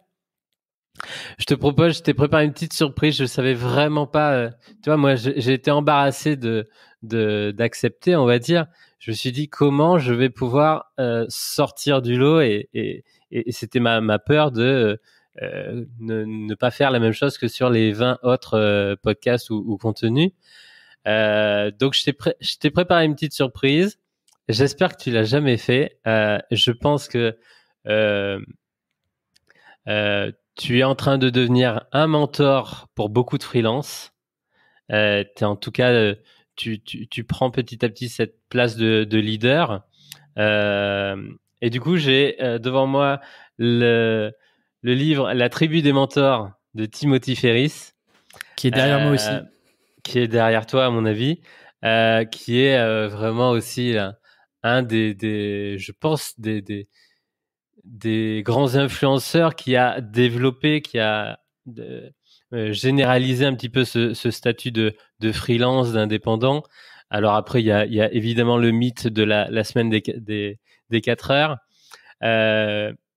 Mais là n'est pas le propos. J'ai repris en fait les 11 questions qu'il pose à tous ses invités sur son podcast et qui sont répertoriées dans ce gros livre. Donc je te propose à mon avis les 40 prochaines minutes de répondre aux 11 questions que Timothy Ferriss pose à ses invités. Alors c'est vraiment pas je me prends vraiment pas pour lui, mais je me suis dit voilà, pour une fois, je peux on va dire m'inspirer très largement de lui, et c'est un exercice que j'avais fait d'ailleurs je vous invite à aller voir sur Podcast Mania. J'ai répondu à ces 11 questions. C'est toujours un petit travail très sympa. Et puis voilà, ça c'est nouveau en tout cas sur Aventure Humaine. Donc c'est du plagiat, mais totalement assumé et uniquement parce que le rapport et la cohérence avec ton parcours et ton statut qui est en train d'évoluer me faisait penser à lui. Mais tu sais que la dernière question que je pose dans mon podcast est une des questions, est une des 11 questions qui pose dans la tribu des mentors. Et écoute, figure-toi que je n'ai jamais répondu à ces questions-là, donc et je les ai pas toutes en tête, donc ça va être très intéressant, je le sens. Eh ben c'est parfait, c'est encore une fois une exclue, une petite surprise. On essaye toujours en tant que créateur de renouveler. Bon, eh ben je pense avoir réussi. Du coup, si tu peux, ouais, t'as le livre, ouais. Je te vois là. C'est parti, Alexis? Première question. Let's go, c'est parti. Quel est le livre que tu as le plus offert et pourquoi? Or, évidemment, Tribu Indé. Écoute, le livre, bizarrement, que j'ai le plus offert est pas un livre de business. C'est un livre qui s'appelle... Alors, il y a même 2 livres que je recommande énormément. Il y a La Nuit des Temps de Barjavel. Il y a même 3 livres. Allez, c'est le top 3. En plus, c'est des livres de fiction. Donc ça me plaît d'autant plus d'en parler. Il y a La Nuit des Temps de Barjavel, qui est pour moi un chef-d'œuvre incroyable. À la frontière, c'est pas vraiment c'est pas vraiment de la science-fiction, mais enfin bref, c'est à la fois une histoire d'amour, c'est extrêmement bien écrit aussi, et puis c'est du Barjavel. Et moi, ça a été un des livres que j'ai lu assez jeune en plus, que j'ai vraiment aimé. Donc ça, je pense que la plupart de mes potes l'ont eu au moins une fois à leur anniversaire de ma part. Il y a aussi un bouquin que j'ai beaucoup aimé qui s'appelle Jack London de Martin Eden. Ah oui. Que j'ai lu il y a pas si longtemps que ça. J'ai lu ça, je pense en 2019. Excellent livre. Vraiment. Je sais qu'il y a une adaptation cinématographique. Je l'ai pas regardé, mais le livre est excellent. C'est un gros pavé, mais moi je connaissais pas du tout. Jack London et puis son bouquin Martin Eden, mais vraiment excellent livre que j'ai beaucoup aimé et dans lequel je me suis pas mal tu vois, j'ai retrouvé des similitudes notamment parce que c'est en gros ça suit un pêcheur qui tombe amoureux d'une sorte d'aristocrate et qui va essayer pour lui plaire de monter dans l'échelle de la société justement pour augmenter son niveau intellectuel et notamment par l'écriture en essayant de devenir un auteur célèbre. Et c'est très très profond. En termes de psychologie, c'est extrêmement intéressant. Donc ça, j'ai beaucoup aimé. Et puis le dernier livre, alors j'ai plus l'auteur, mais le livre s'appelle Quelqu'un d'autre. Je me demande si c'est pas Funkinos, j'ai un doute. C'est intéressant. C'est 2 vies parallèles qui vont deux personnes qui se rencontrent sur un terrain de tennis, qui vont prendre deux amis qui vont prendre deux routes complètement parallèles et qui vont se retrouver à la fin du livre. Et on va se rendre compte qu'en fait, il y a des parallèles tout au long du livre, que leur vie et leur chemin vont se croiser sans le savoir, etc. Bref, super beau livre aussi. Tonino Benacquista. Benacquista, voilà. Exactement, voilà, Benacquista qui est aussi excellent, qui a des très bons livres. Donc ça, c'est 3 auteurs que j'aime beaucoup et que je conseille. Et après, sur les livres business, ce que j'ai vraiment offert, bah forcément, t'as le Influence et Manipulation, qui est le livre que j'ai recommandé beaucoup. Tu vois, c'est par exemple un des premiers livres que mon frère a lu en termes de business et qu'il a adoré. C'est un bon livre, je trouve. C'est mine de rien une bonne introduction aussi au marketing. Alors bien sûr, le marketing, c'est pas de la manipulation. Le titre est quand même mal choisi, mais c'est intéressant de comprendre aussi certains rouages psychologiques de la nature humaine en fait. Et ça permet aussi, même pour des gens qui sont pas dans le business, qui sont pas marketeurs, de comprendre un peu qu'est-ce qui se passe en fait en termes d'influence. Comment est-ce que les marques, comment est-ce que les politiques, en fait, qu'est-ce qui se passe lorsque tu veux partager des grandes idées, etc. Quels sont les mécanismes qui sont utilisés? Je trouve ça assez intéressant et il y a beaucoup de très très bonnes histoires aussi, beaucoup d'études et c'est bien écrit en fait. Alors moi j'ai la traduction en français, c'est clair, c'est bien écrit, c'est des anciennes histoires dans les années 1800, 1700, 1900 et tout.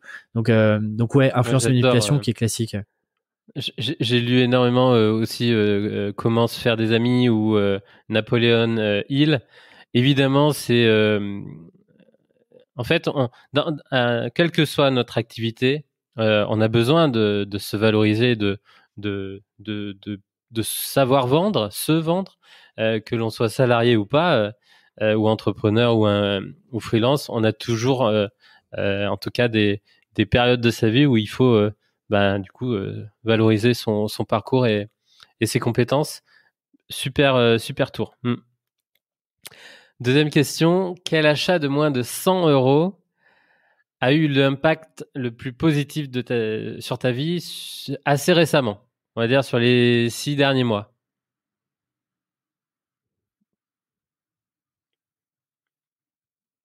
Je te dirais que les livres restent quand même une part. Aujourd'hui, s'il y a si tu veux, une dépense qui est complètement illimitée chez moi, c'est vraiment les bouquins. Si tu veux, c'est là pour le coup, c'est vraiment all budget quoi. Il y a pas de limite et je regarde très rarement les prix des livres. Je suis aussi un grand fan de BD, notamment que ça soit des mangas, des comics ou même des romans graphiques. J'ai une copine qui adore les romans graphiques et donc elle m'initie au fur et à mesure. Et donc, si tu veux, le budget livre à la maison est complètement, il est complètement illimité. La bibliothèque qu'on a dans notre salon est peut-être la plus grande fierté et c'est peut-être le seul truc qu'on a vraiment qui nous appartient chez nous. Du coup, je te dirais des bouquins et il y en a plein. Après, alors c'est un petit peu plus de 100 €, mais le bureau que j'ai aujourd'hui, ça peut paraître bête, attention, mais c'est un vrai truc, a vraiment changé ma vie ces derniers mois. C'est un bureau déjà qui est très très grand et surtout qui peut se lever. Là, par exemple, on est en train de faire l'interview où je suis debout.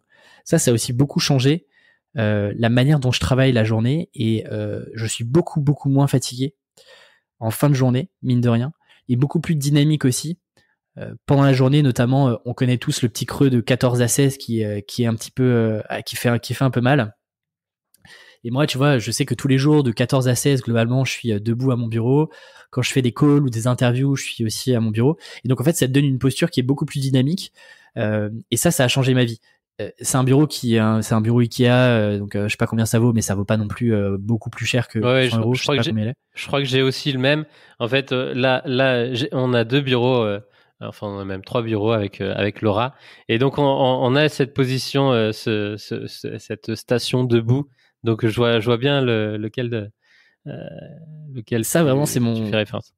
Ouais, ça c'est mon côté. Je suis pas, tu vois, j'ai pas beaucoup d'accessoires, ce genre de choses un peu tech, mais ça c'est un des trucs qui, mine de rien, en fait, on se rend pas compte, tu vois, on investit beaucoup dans des ordis, dans des claviers, dans des trucs un peu performants, mais tout ce qui est chaises, matériel de bureau, mobilier et tout, on se dit ok, c'est le truc accessoire, alors qu'en fait c'est hyper important d'avoir là, tu vois, tu peux le régler à la hauteur que tu veux. Bref, je suis pas sponsorisé pour parler de ce bureau, mais c'est peut-être un des meilleurs achats que j'ai fait ces derniers mois en tout cas. C'est sur ce bureau que tu as écrit le livre? Écoute, c'est sur ce bureau que j'ai relu mon livre. Pour la petite histoire, j'ai écrit une bonne partie de mon livre sur 2 bureaux qui ont quand même, mine de rien, c'est intéressant que tu en parles, qui ont une belle signification pour moi, parce que le premier, c'était le premier vrai bureau où j'ai commencé à écrire. C'était pas vraiment un bureau, c'était la salle à manger de ma grand-mère. Il se trouve que je me suis confiné sur le premier confinement. Je revenais d'Asie et donc je pouvais pas rentrer chez mes parents. Ma grand-mère nous a laissé sa maison. Donc on était tout seul dans sa maison, et donc j'ai travaillé sur la table de la salle à manger de ma grand-mère et puis de mon grand-père. Donc ça, c'est une signification particulière. Et puis le reste, j'étais entre deux, j'avais plus d'appartement à Paris. Bref, je te passe les détails. C'était compliqué quand même que sur cette année-là. Et donc avant d'arriver à Rennes où je suis aujourd'hui, je suis retourné quasiment 2 gros mois chez mes parents. Et donc j'ai écrit une partie de mon livre dans ma chambre d'ado, dans mon ancienne chambre d'ado. Donc voilà, comme quoi, tu vois, je suis revenu aux sources pour écrire ce livre. Mais en tout cas, j'ai fait la relecture, préparer le marketing et des interviews depuis ce bureau. Donc voilà, je suis debout. Exactement. Super. Troisième question. De quelle façon un échec a préparé pour toi le terrain du succès de Tribu Indé? Ou plus généralement, as-tu un échec préféré? Moi, je me suis fait une réflexion. C'est quand même assez dingue que moi, tu vois, à chaque fois que j'ai changé un peu de plan de carrière, c'est-à-dire que plan de carrière numéro 1, c'était moi, je voulais gagner beaucoup d'argent. Enfin, je voulais surtout être heureux, et j'avais associé le bonheur à l'argent. Et donc, je voulais gagner beaucoup d'argent, et donc j'ai voulu partir notamment sur des jobs de conseil en finance, etc. Forcément, ça n'a pas forcément collé avec mes objectifs de vie personnels et ce que j'avais vraiment envie de faire. Et donc là, ça a été le premier changement de plan de carrière. Je me retrouve plutôt dans un écosystème entrepreneurial, start-up, etc. Puis troisième plan de carrière, qui est le plan aujourd'hui, la V3, je te dirais, de mon plan pro, qui est plutôt freelance / Tribu Indé, etc. Et en fait, je me suis aperçu que c'est dingue que à chaque fois que tu dois faire un changement de vie, un changement de direction, ça naît toujours de frustration. Tu vois, c'est quand même fou de se dire, notamment, tu vois, moi, quand j'étais en école, en fait, tu te poses pas vraiment de questions. Alors, t'as un niveau de maturité qui est moins élevé, etc. Mais tu te poses jamais vraiment de questions. Tu suis un peu la route qu'on t'a donnée, l'autoroute qui est banalisée avec les différents péages qui sont les différents niveaux d'études ou les différentes entreprises dans lesquelles tu vas passer et que tu vas évoluer. Mais pourtant, il y a d'autres routes sur les côtés que tu vois un peu moins et qui peuvent être tout aussi cool, avec un paysage peut-être même meilleur que juste l'autoroute pleine balle à 130 sur l'autoroute. Et moi, tu vois, un des échecs qui a été, parce que je pense que à posteriori, c'était quand même une sorte d'échec. C'est un peu la désillusion que j'ai eue sur ce premier job en CDI. Alors, toute la faute n'est pas de l'entreprise. J'ai aussi ma part de responsabilité, mais c'est vrai j'ai vécu une frustration de me dire, ok, j'ai pas réussi en fait. J'ai pas réussi à me plaire dans cet environnement-là. Et donc, tu vois, c'était au moment où je l'ai vécu, c'était une sorte d'échec en fait, de me dire je me suis planté. Je suis pas parti dans la bonne direction. Et de là, j'ai rebondi sur en fait, qui était la meilleure décision de ma vie, de partir de cette boîte-là et puis de me lancer en freelance. Vu toutes les opportunités qui m'arrivent aujourd'hui, si tu veux, ça a été la meilleure décision de ma vie. Mais comme toujours, tu vois, tu changes de direction à chaque fois que tu as des frustrations personnelles, professionnelles. Et c'est intéressant de le voir de cette manière-là, tu vois, de te dire, est-ce que au cours de ta vie, même quand tout se passe bien, tu peux continuer de te poser des questions pour voir s'il y a peut-être d'autres routes que tu peux emprunter, qui soient moins brutales que de faire des virages à 180 tous les 4 ans. Je trouve ça intéressant d'avoir ça en tête, même quand tout se passe bien dans ton activité. C'est peut-être effectivement une prise de recul et une prise de conscience. Tu parlais tout à l'heure de ton organisation tous les 90 jours. Peut-être que voilà, il y a une question à se poser. Est-ce que sur la prochaine, le prochain trimestre ou la prochaine année, je suis bien à ma position. Tac, tac, tac. Je crois que cette question-là, tu la poses d'habitude sur Tribu Indé. Donc, si on te permettait d'inscrire ce que tu veux sur un panneau d'affichage gigantesque, qu'est-ce que tu y inscrirais? Tu sais que c'est marrant parce que tu sais que je n'ai jamais réfléchi à cette question-là. Alors que c'est une question que je pose. Hein. C'est une question que je pose. Je t'avoue que je n'ai jamais réfléchi à la question. Ah, c'est pas simple. Je comprends maintenant la difficulté des invités à répondre à cette question. Au-delà de mettre la magnifique couverture de ton livre, qui est très graphique, qui est superbe, magnifique, et qui pourrait marcher évidemment sur un tel panneau. Je te dirais que j'écrirais quelque chose comme le succès et le résultat d'échecs répétés et d'itérations de différents échecs. Je trouve que c'est intéressant de voir que, en fait, tu vois, la réussite, le fait de se sentir bien dans ton job ou dans ton univers pro, etc., ça arrive pas du jour au lendemain. Et en fait, c'est juste une succession d'itérations, parfois rapides, parfois plus longues, qui te permettent en fait d'apprendre pour arriver à ton objectif. Et tu vois, moi, je pourrais voir par exemple le fait d'avoir été à la défense dans un cabinet, le fait d'avoir, tu sais, souvent sur LinkedIn, là, je vois souvent passer, je sais pas, c'est la mode de début d'année, des posts en mode j'ai perdu 5 ans de ma vie en étant allé en école de commerce, etc. En fait, la réalité, c'est que ce que tu es aujourd'hui et ce que je suis aujourd'hui, si j'avais pas fait de l'audit et du conseil dans un grand groupe, si j'avais pas fait cette école de commerce là qui effectivement a coûté un peu d'argent à mes parents, a pas été non plus on aurait pu mieux faire, si j'avais pas eu cette expérience là de salarié, en fait j'aurais pas été la personne que je suis aujourd'hui et je pourrais pas te parler de ce que je vis aujourd'hui avec le recul que je peux avoir si j'avais pas eu toutes ces échecs, ces itérations successives. Et je pense que ça, on l'oublie aussi, en fait. Moi, je suis pas vraiment quelqu'un qui regrette tout ce que j'ai pu faire, etc. Je pense que en fait, c'est pas des accidents de parcours. Ça fait partie du parcours. Ça fait partie de l'apprentissage. Et tu vois, je suis toujours très dubitatif sur les personnes qui critiquent le fait d'avoir fait des études, etc. En fait, tu serais pas là sur LinkedIn à faire ça si t'avais pas fait une école de commerce ou que t'avais pas fait une fac ou je sais quoi, tu vois.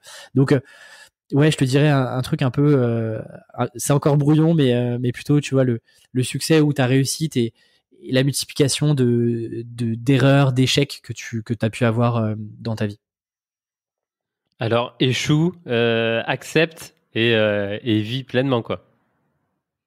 Et échoue vite et recommence surtout. Je pense qu'il y a rien de, tu vois, il y a rien de pire que de te dire, par exemple, tu vois, d'être dans une situation où tu dis ouais, ça me plaît pas, je vais faire ça 3-4 ans, dans 3-4 ans ça va aller et tout, je vais accéder à ça. En fait, la réalité c'est que, encore une fois, notre cerveau est pas câblé pour prévoir ce qui va se passer à 4-5 ans. Et donc si aujourd'hui t'es frustré et que tu te dis que tu vas encore passer 4 ans comme ça, je trouve ça dommage, quoi. Enfin, je veux dire, on a qu'une vie, c'est bateau de dire ça, mais enfin, si tu prends pas de plaisir maintenant, si tu veux, aujourd'hui, il y a plein de manières de prendre du plaisir dans ton travail, il y a plein de manières de gagner de l'argent, de trouver des moyens de gagner de l'argent. Je trouve ça dommage d'avoir surtout quand tu vois, t'as moins de 30 ans et que tu te dis, voilà, là, je galère un peu et tout, je subis, mais dans 3-4 ans, ça va aller. Je trouve que c'est un état d'esprit qui est, en fait, tu prends presque plus de risques que de tester quelque chose aujourd'hui parce que peut-être que dans 4 ans, en fait, la position que t'as rêvé il y a 3 ans, bah, en fait, c'est plus la position que t'as vraiment envie d'avoir. Tes objectifs de vie changent et évoluent, donc, ouais. Bah, entièrement d'accord.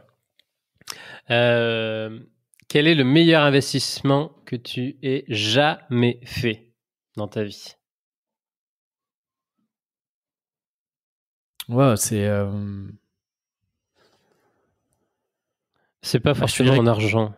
Ça peut être en temps, en énergie. Bah, en argent, je te dirais qu'avoir investi un peu dans le Bitcoin il y a quelques années et aujourd'hui, aujourd'hui une bonne opération, même si je suis pas millionnaire.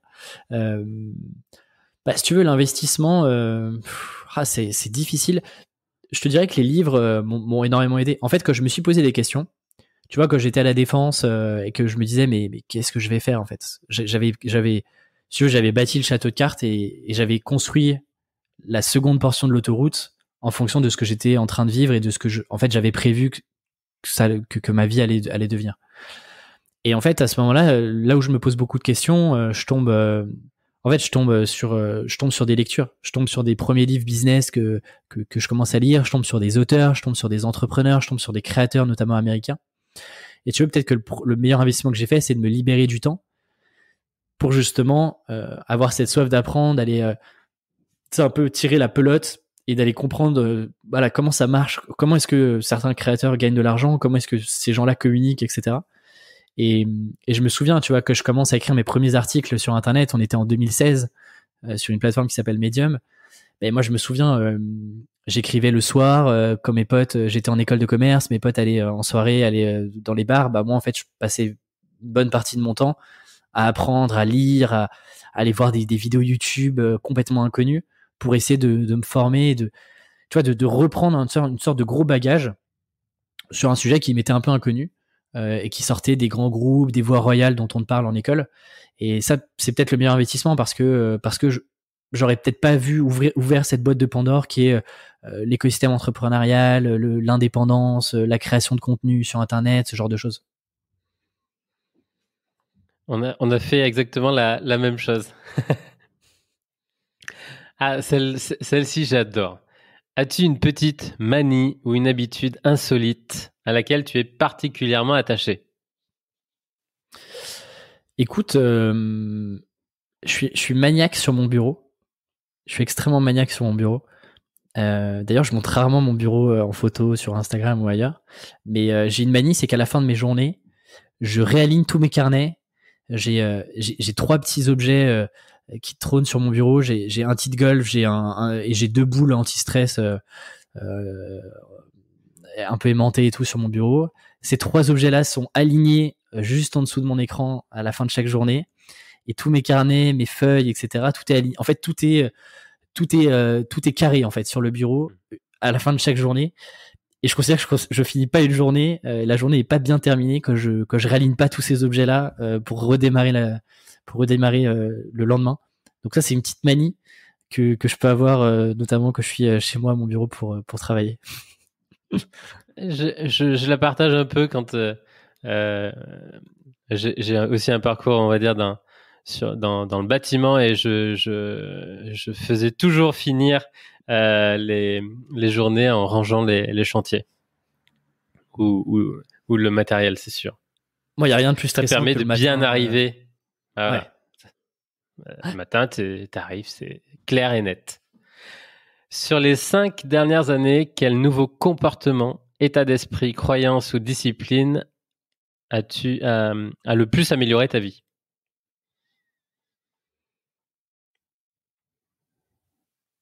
Bah, la discipline évidente, on en a parlé en fil rouge et c'est intéressant que ça revienne à chaque fois, c'est le fait de m'octroyer du temps, et c'est noté, c'est-à-dire que c'est du temps qui est noté dans mon agenda pour bouquiner. Et donc c'est une habitude de vie que j'ai eue. En fait, il y a 5 ans, je lisais pas autant. Il y a 5 ans, tu vois, j'avais 21, 22 ans. Je lisais pas du tout autant. Tu lis 1 heure par jour? Ouais, globalement, ouais, plus ou moins 1 heure. Globalement, à peu près. Un peu moins en ce moment, mais un peu moins en ce moment avec le livre et tout, mais globalement, ouais, je lis 1 heure par jour. Et c'est si tu veux, c'est pas que du livre business. Généralement, le soir, j'aime bien lire des livres plutôt j'aime beaucoup les parcours d'explorateurs, donc pas mal de livres d'aventure. Et puis dans la journée, ça m'arrive de me faire des breaks et de bouquiner là plutôt des livres plutôt business. Et même la lecture de manière générale, tu vois, faire ma veille, etc., c'est inclus dans ma routine. Donc ça, c'est une des grosses habitudes. Après, tu vois, j'ai pas de grosses habitudes. Moi, tu vois, je suis pas très adepte du Miracle Morning, de me lever à 6 heures du mat. Je fais pas d'affirmation. J'ai tenté la méditation, j'arrive toujours pas. L'alimentation, je pense que je pourrais m'améliorer. Il y a ça. Il y a un truc qui est intéressant aussi. Il y a un truc que je fais de manière complètement consciente depuis quelques années. C'est que, pareil, ça fait partie des semaines un peu type que j'aime avoir. C'est de passer globalement entre 1 heure à 2 heures avec des nouvelles personnes chaque semaine. Donc, en ce moment, c'est souvent des appels. Mais tu vois, c'est généralement le vendredi après-midi. je prends toujours du temps pour discuter avec des nouvelles personnes que je connais pas forcément ou que j'ai perdu de vue dans un univers professionnel généralement. Et ça, en fait, c'est une habitude qui, multipliée sur 2-3 ans, le nombre de personnes que tu rencontres et le nombre d'opportunités que tu peux te créer indirectement, inconsciemment, est assez phénoménal. Et peu de gens le font vraiment de manière consciente, en fait. Et donc, ça passe par plusieurs choses. Alors aujourd'hui, j'ai la chance d'avoir des demandes de contact et donc parfois, je prends les calls quand je peux les prendre, mais aussi d'avoir une démarche volontaire d'aller. Moi, tu vois, par exemple, c'est comme ça d'ailleurs que j'ai rencontré Barthélémy Fent d'Extraterrien et avec qui aujourd'hui on échange régulièrement. La première fois, en fait, j'étais intéressé par ce qu'il faisait, parce qu'il faisait aussi au niveau professionnel. Il était dans une autre, enfin, il avait cofondé une autre boîte. Et donc, en fait, d'un déjeuner qu'on avait fait à l'époque, aujourd'hui, on s'appelle tous les 3-4 mois pour se donner des nouvelles et on prend 1 heure pour discuter ensemble.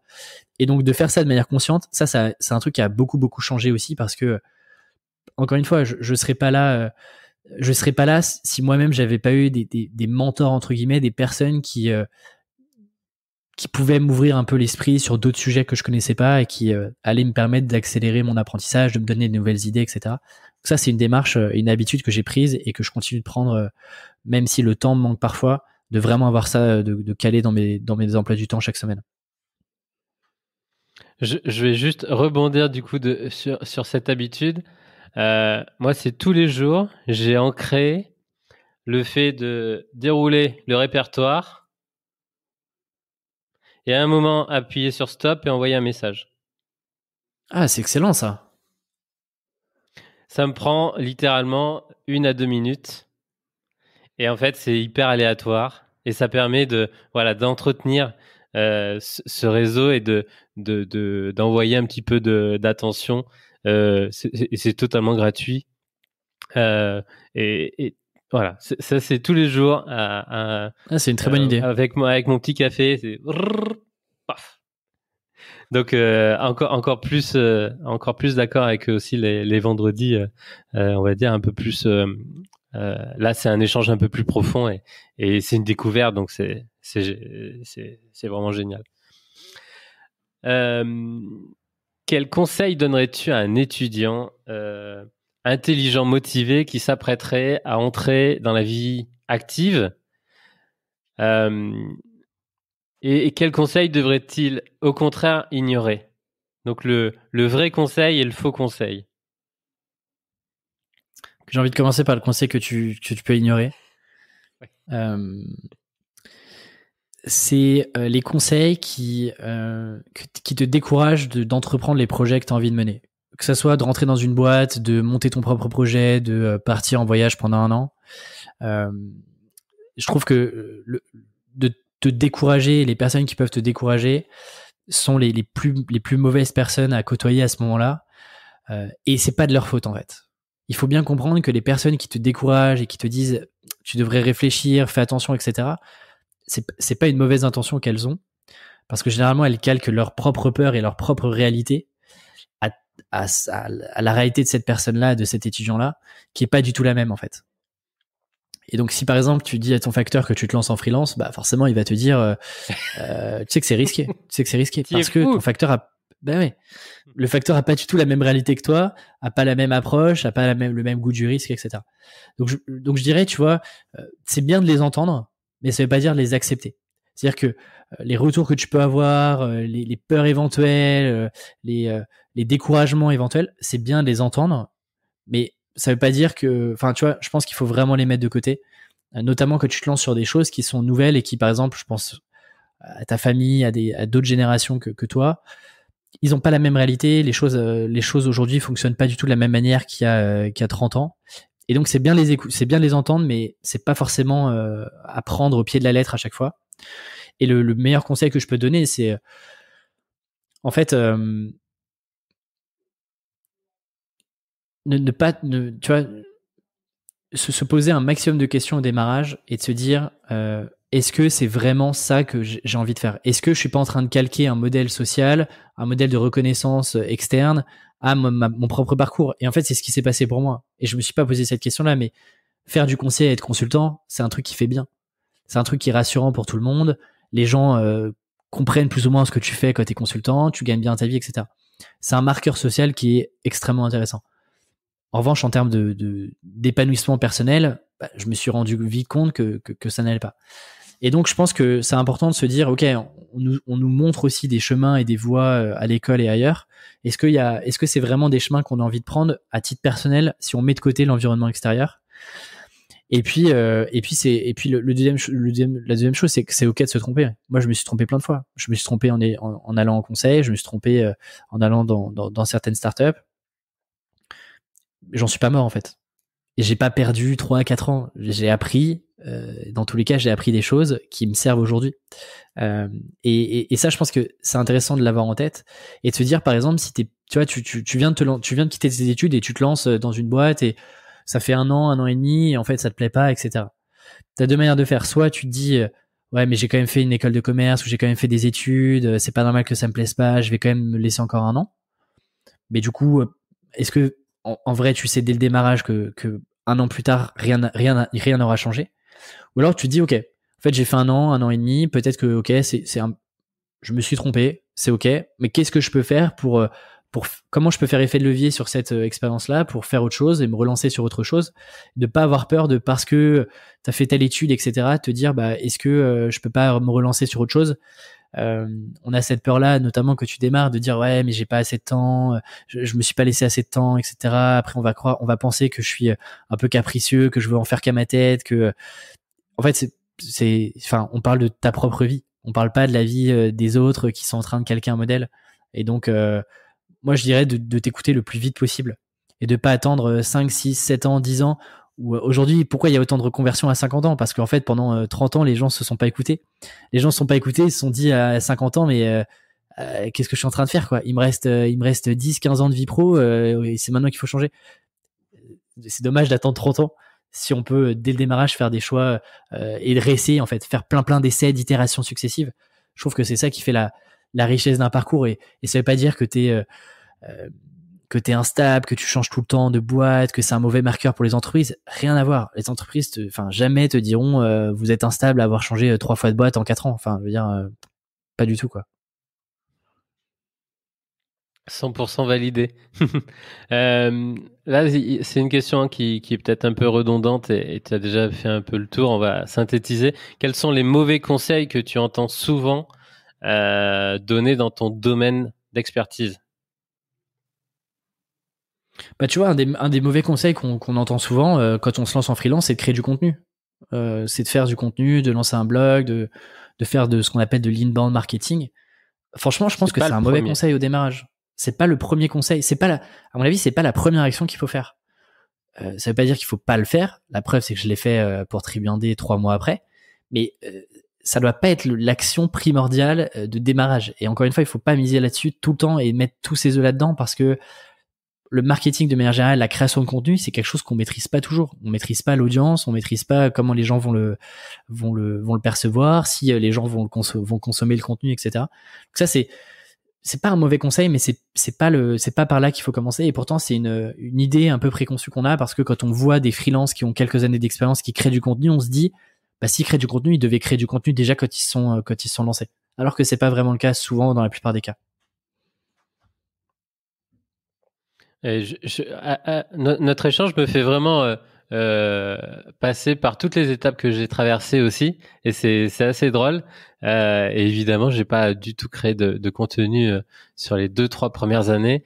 C'est que maintenant que les projets et la structure sont un peu plus étoffés, que c'est possible et que c'est naturel. Sur les 5 dernières années, à quoi as-tu su dire non avec davantage assurance et facilité? La première idée là qui me vient tout de suite, c'est d'avoir dit non à d'autres opportunités de job. Depuis que je suis freelance, j'ai souvent, un peu moins en ce moment, mais j'ai eu beaucoup de demandes de job pour rejoindre des belles boîtes, des belles startups notamment. Et j'ai su m'écouter, même si certains projets étaient ultra sexy, de me dire mais non, en fait, j'ai pas encore tout exploré sur ce sujet-là avant de me dire, peut-être qu'un jour je redeviendrai salarié, même si aujourd'hui j'en doute quand même un peu. Mais du coup, j'ai su dire non parce que je me suis écouté et je me suis dit, t'as pas encore exploré suffisamment le sujet, t'es pas arrivé à la limite, où tu te dis, ok, en fait, il faut que je passe à un autre palier. Peut-être que pour passer à ce palier-là, il faut que je revienne dans le salariat avant de repartir sur autre chose. Donc ouais, j'ai su dire non à des belles opportunités assez sexy en CDI. Bravo. Quand tu te sens débordé ou déconcentré, ou quand tu perds de vue vraiment tes priorités, que fais-tu? Je te dirais que je coupe tout. Quand je me sens trop débordé à la fin d'une journée, en fait, je me dis, ça attendra demain. Je trouve que, enfin, on sauve pas des vies, quoi. Enfin, je veux dire, je sauve pas des vies. J'ai beau faire un métier que j'adore et créer du contenu, etc. Même pour mes clients, je suis pas en train de sauver des vies, et mes clients sont pas non plus en train de sauver des vies. Donc, tu vois, les priorités, l'urgence, le fait d'être débordé, c'est à se dire, c'est ok, quoi. Et puis les urgences, etc. C'est très très relatif. Et là où avant je prenais beaucoup de choses à cœur, je voulais tout de suite, même tu vois sur le podcast, dès qu'il y avait un truc qui allait pas, dès qu'il y avait des bugs, ce genre de trucs, j'étais là genre ok, il faut éteindre le feu tout de suite. Maintenant j'arrive en fin de journée, quand j'ai bien bossé la journée et que je sens qu'il y a encore des montagnes de trucs, je me dis ok, stop tout. Moi tu vois généralement une fois que je quitte cette pièce qui est mon bureau, mon ordinateur reste tout le temps là. Une fois que je quitte la pièce, je suis plus du tout sur mon ordinateur. Mon ordinateur est à 80%, 90%, c'est exclusivement pour le travail. Et donc en fait, je me déconnecte. Et qu'est-ce que je fais souvent? Alors j'aime bien chiner. Je suis un grand enfant. J'aime beaucoup les Lego. Et donc je vais essayer de chiner si je trouve des nouvelles pépites ou je réinvestis. Je commence un peu à investir dans les Lego aussi à plus long terme. Donc soit je fais ça qui n'a rien à voir et du coup qui me détend à fond, ou tu vois, j'allume la console et je joue une petite heure le soir. J'aime bien le faire. Je suis comme tout le monde, hein, je suis normal aussi. Mais en tout cas, j'essaye de plus me mettre à mon bureau, etc. Et tu vois, quand je déconnecte, par exemple le dimanche ou le samedi, j'aime bien déconnecter vraiment une journée complète. La plupart du temps, mon portable reste dans mon bureau. Donc au grand désespoir de mes amis et de ma famille parfois, où je mets un petit peu de temps à répondre sur WhatsApp et ailleurs.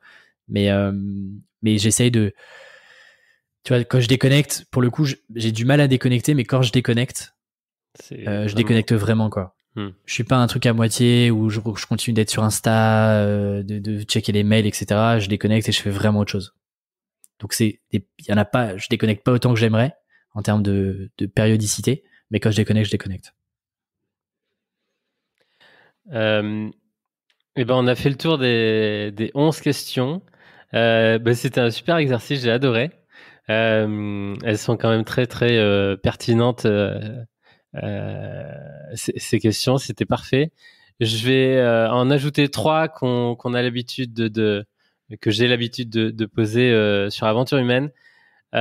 Si tu avais un bouton No Limit là devant toi, qu'est-ce qu'il actionnerait?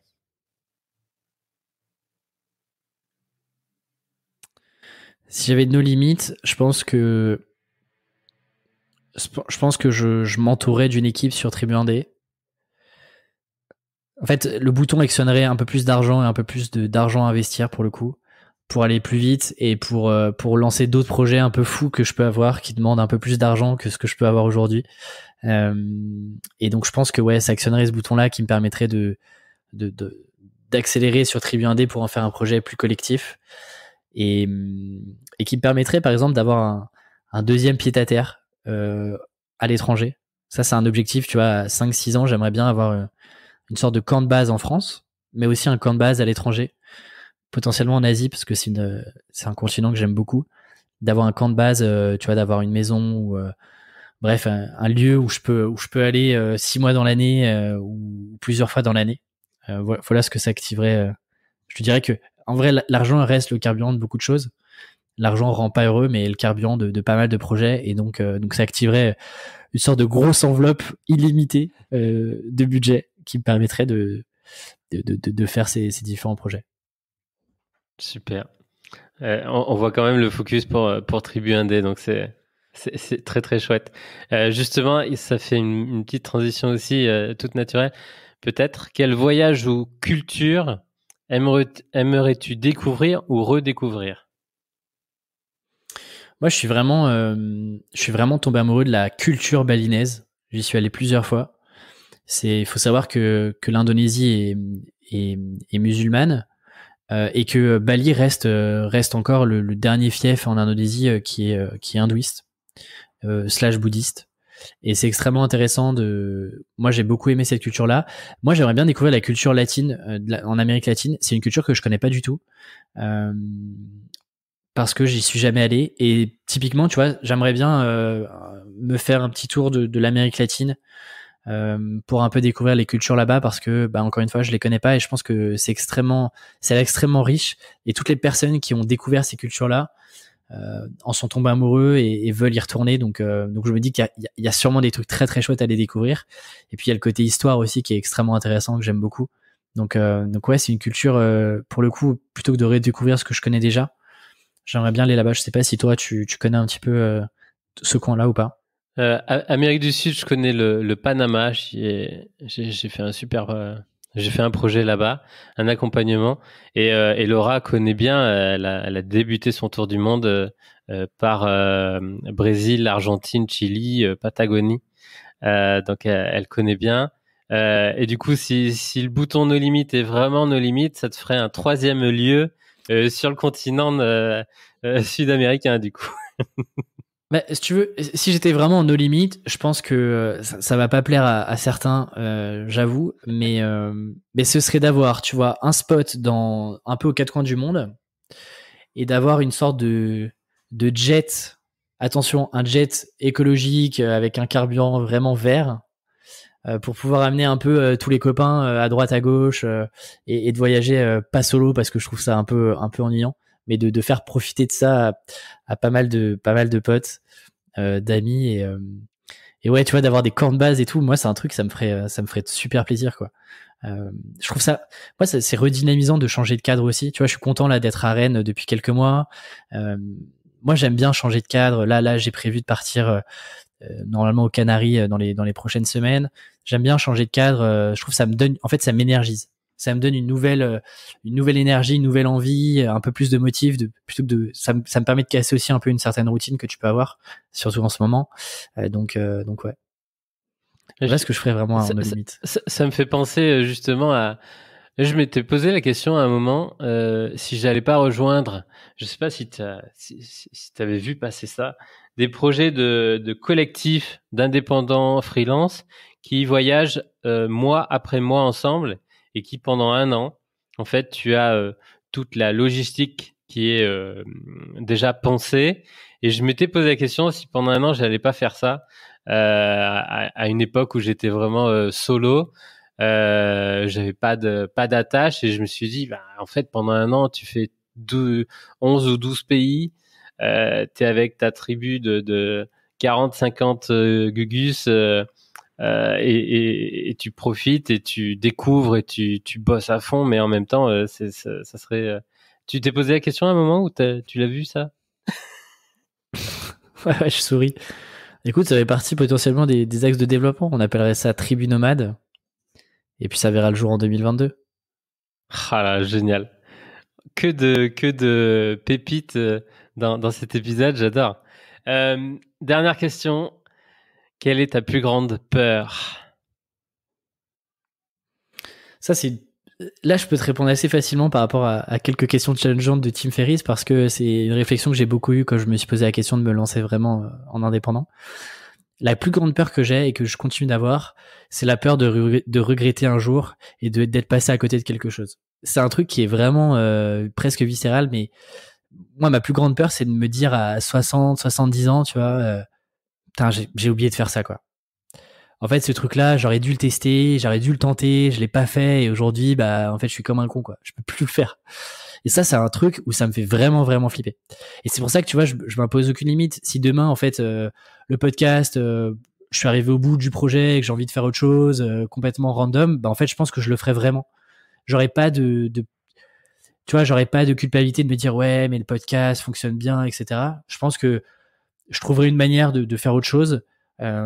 Et tu vois, maintenant je fais vraiment attention à m'écouter. C'est pour ça que je prends le temps de faire des bilans chaque année, de préparer un peu ce que je veux faire dans l'année, les choses que j'ai vraiment envie de tester, parce que c'est ma peur de me dire à 60 ans, 70 ans, ouais, j'aurais dû faire ça, en fait ça me plaisait pas, et je suis resté sur ce truc. Ça, c'est un truc qui me fait flipper. Parce qu'en fait, une fois que tu te rends compte, c'est trop tard, quoi. Et je trouve ça tellement dommage. Enfin, franchement, tellement de gens se disent, mais même, tu vois, des trucs bêtes, tu vois. J'aurais dû apprendre tel truc, j'aurais dû voyager là-bas, etc.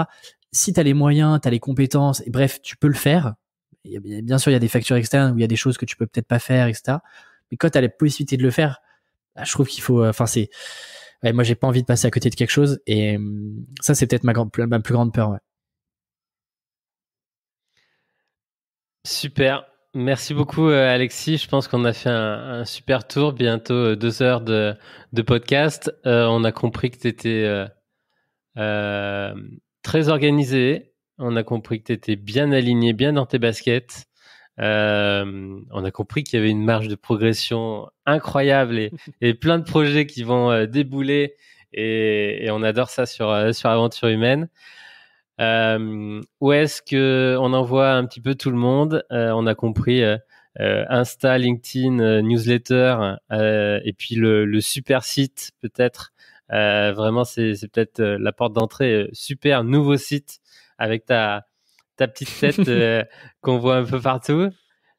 Qui bouge effectivement, qui est détouré et qui bouge avec votre souris. Tout est sur vraiment tribuindé.com. C'est le hub de tout ce que je fais aujourd'hui. À la fois, il y aura le livre, le podcast, effectivement la newsletter. Et puis après, si certains ou certaines veulent me contacter, le plus simple, c'est soit sur LinkedIn, soit par un mail. Je pourrais te donner un mail, mon mail que tu pourras partager dans la description si certains veulent me contacter. Et puis sinon, il y a Instagram, où là c'est un peu plus détente. Voilà, je me teste aux stories depuis quelques mois, donc c'est un peu plus cool. C'est souvent les coulisses un peu de ce qui se passe. C'est quoi l'arrière? Une arrivée différente en mouvement, et ça permet de rendre dynamique la story. Ouais, j'essaie de marrer. C'est un peu une sorte de cabinet d'expérimentation sur Insta. Donc, si jamais certains veulent nous rejoindre, on commence à être une petite tribu intéressante sur Insta. Donc, voilà un petit peu tous les points de contact que je peux avoir un peu sur Internet. Eh ben, merci beaucoup encore une fois, et vraiment très très belle réussite, succès à ce livre. Et puis plus généralement à Tribu Indé avec lesquels on partage toutes les valeurs et cette soif de liberté, mais qui est toujours équilibrée. Écoute, merci beaucoup Gaël, c'était un vrai plaisir de partager presque 2 heures avec toi. Très très bonne question, donc j'ai pris beaucoup de plaisir à répondre à tes questions. Merci beaucoup, et donc salut, à bientôt. On invite aussi donc on vous invite évidemment à liker, à partager. C'est le bouche à oreille qui fait vraiment le succès, mais aussi la magie du podcast. Donc si vous avez autour de vous des amis, des frères, des sœurs, des cousins qui se posent plein de questions et qui veulent se lancer, qui sont à la sortie de leurs études, envoyez-leur cet épisode, parce que il y a peut-être une grande dose de motivation et d'inspiration à l'intérieur. On vous embrasse, merci beaucoup. Merci à toi.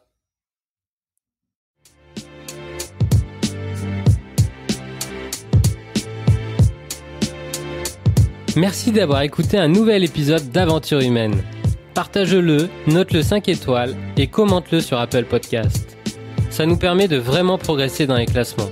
Et comme disent nos amis québécois, chaque témoignage serait grandement apprécié. On te retrouve donc vendredi prochain pour découvrir le portrait et le parcours d'un nouvel aventurier de la vie. D'ici là, prends soin de toi.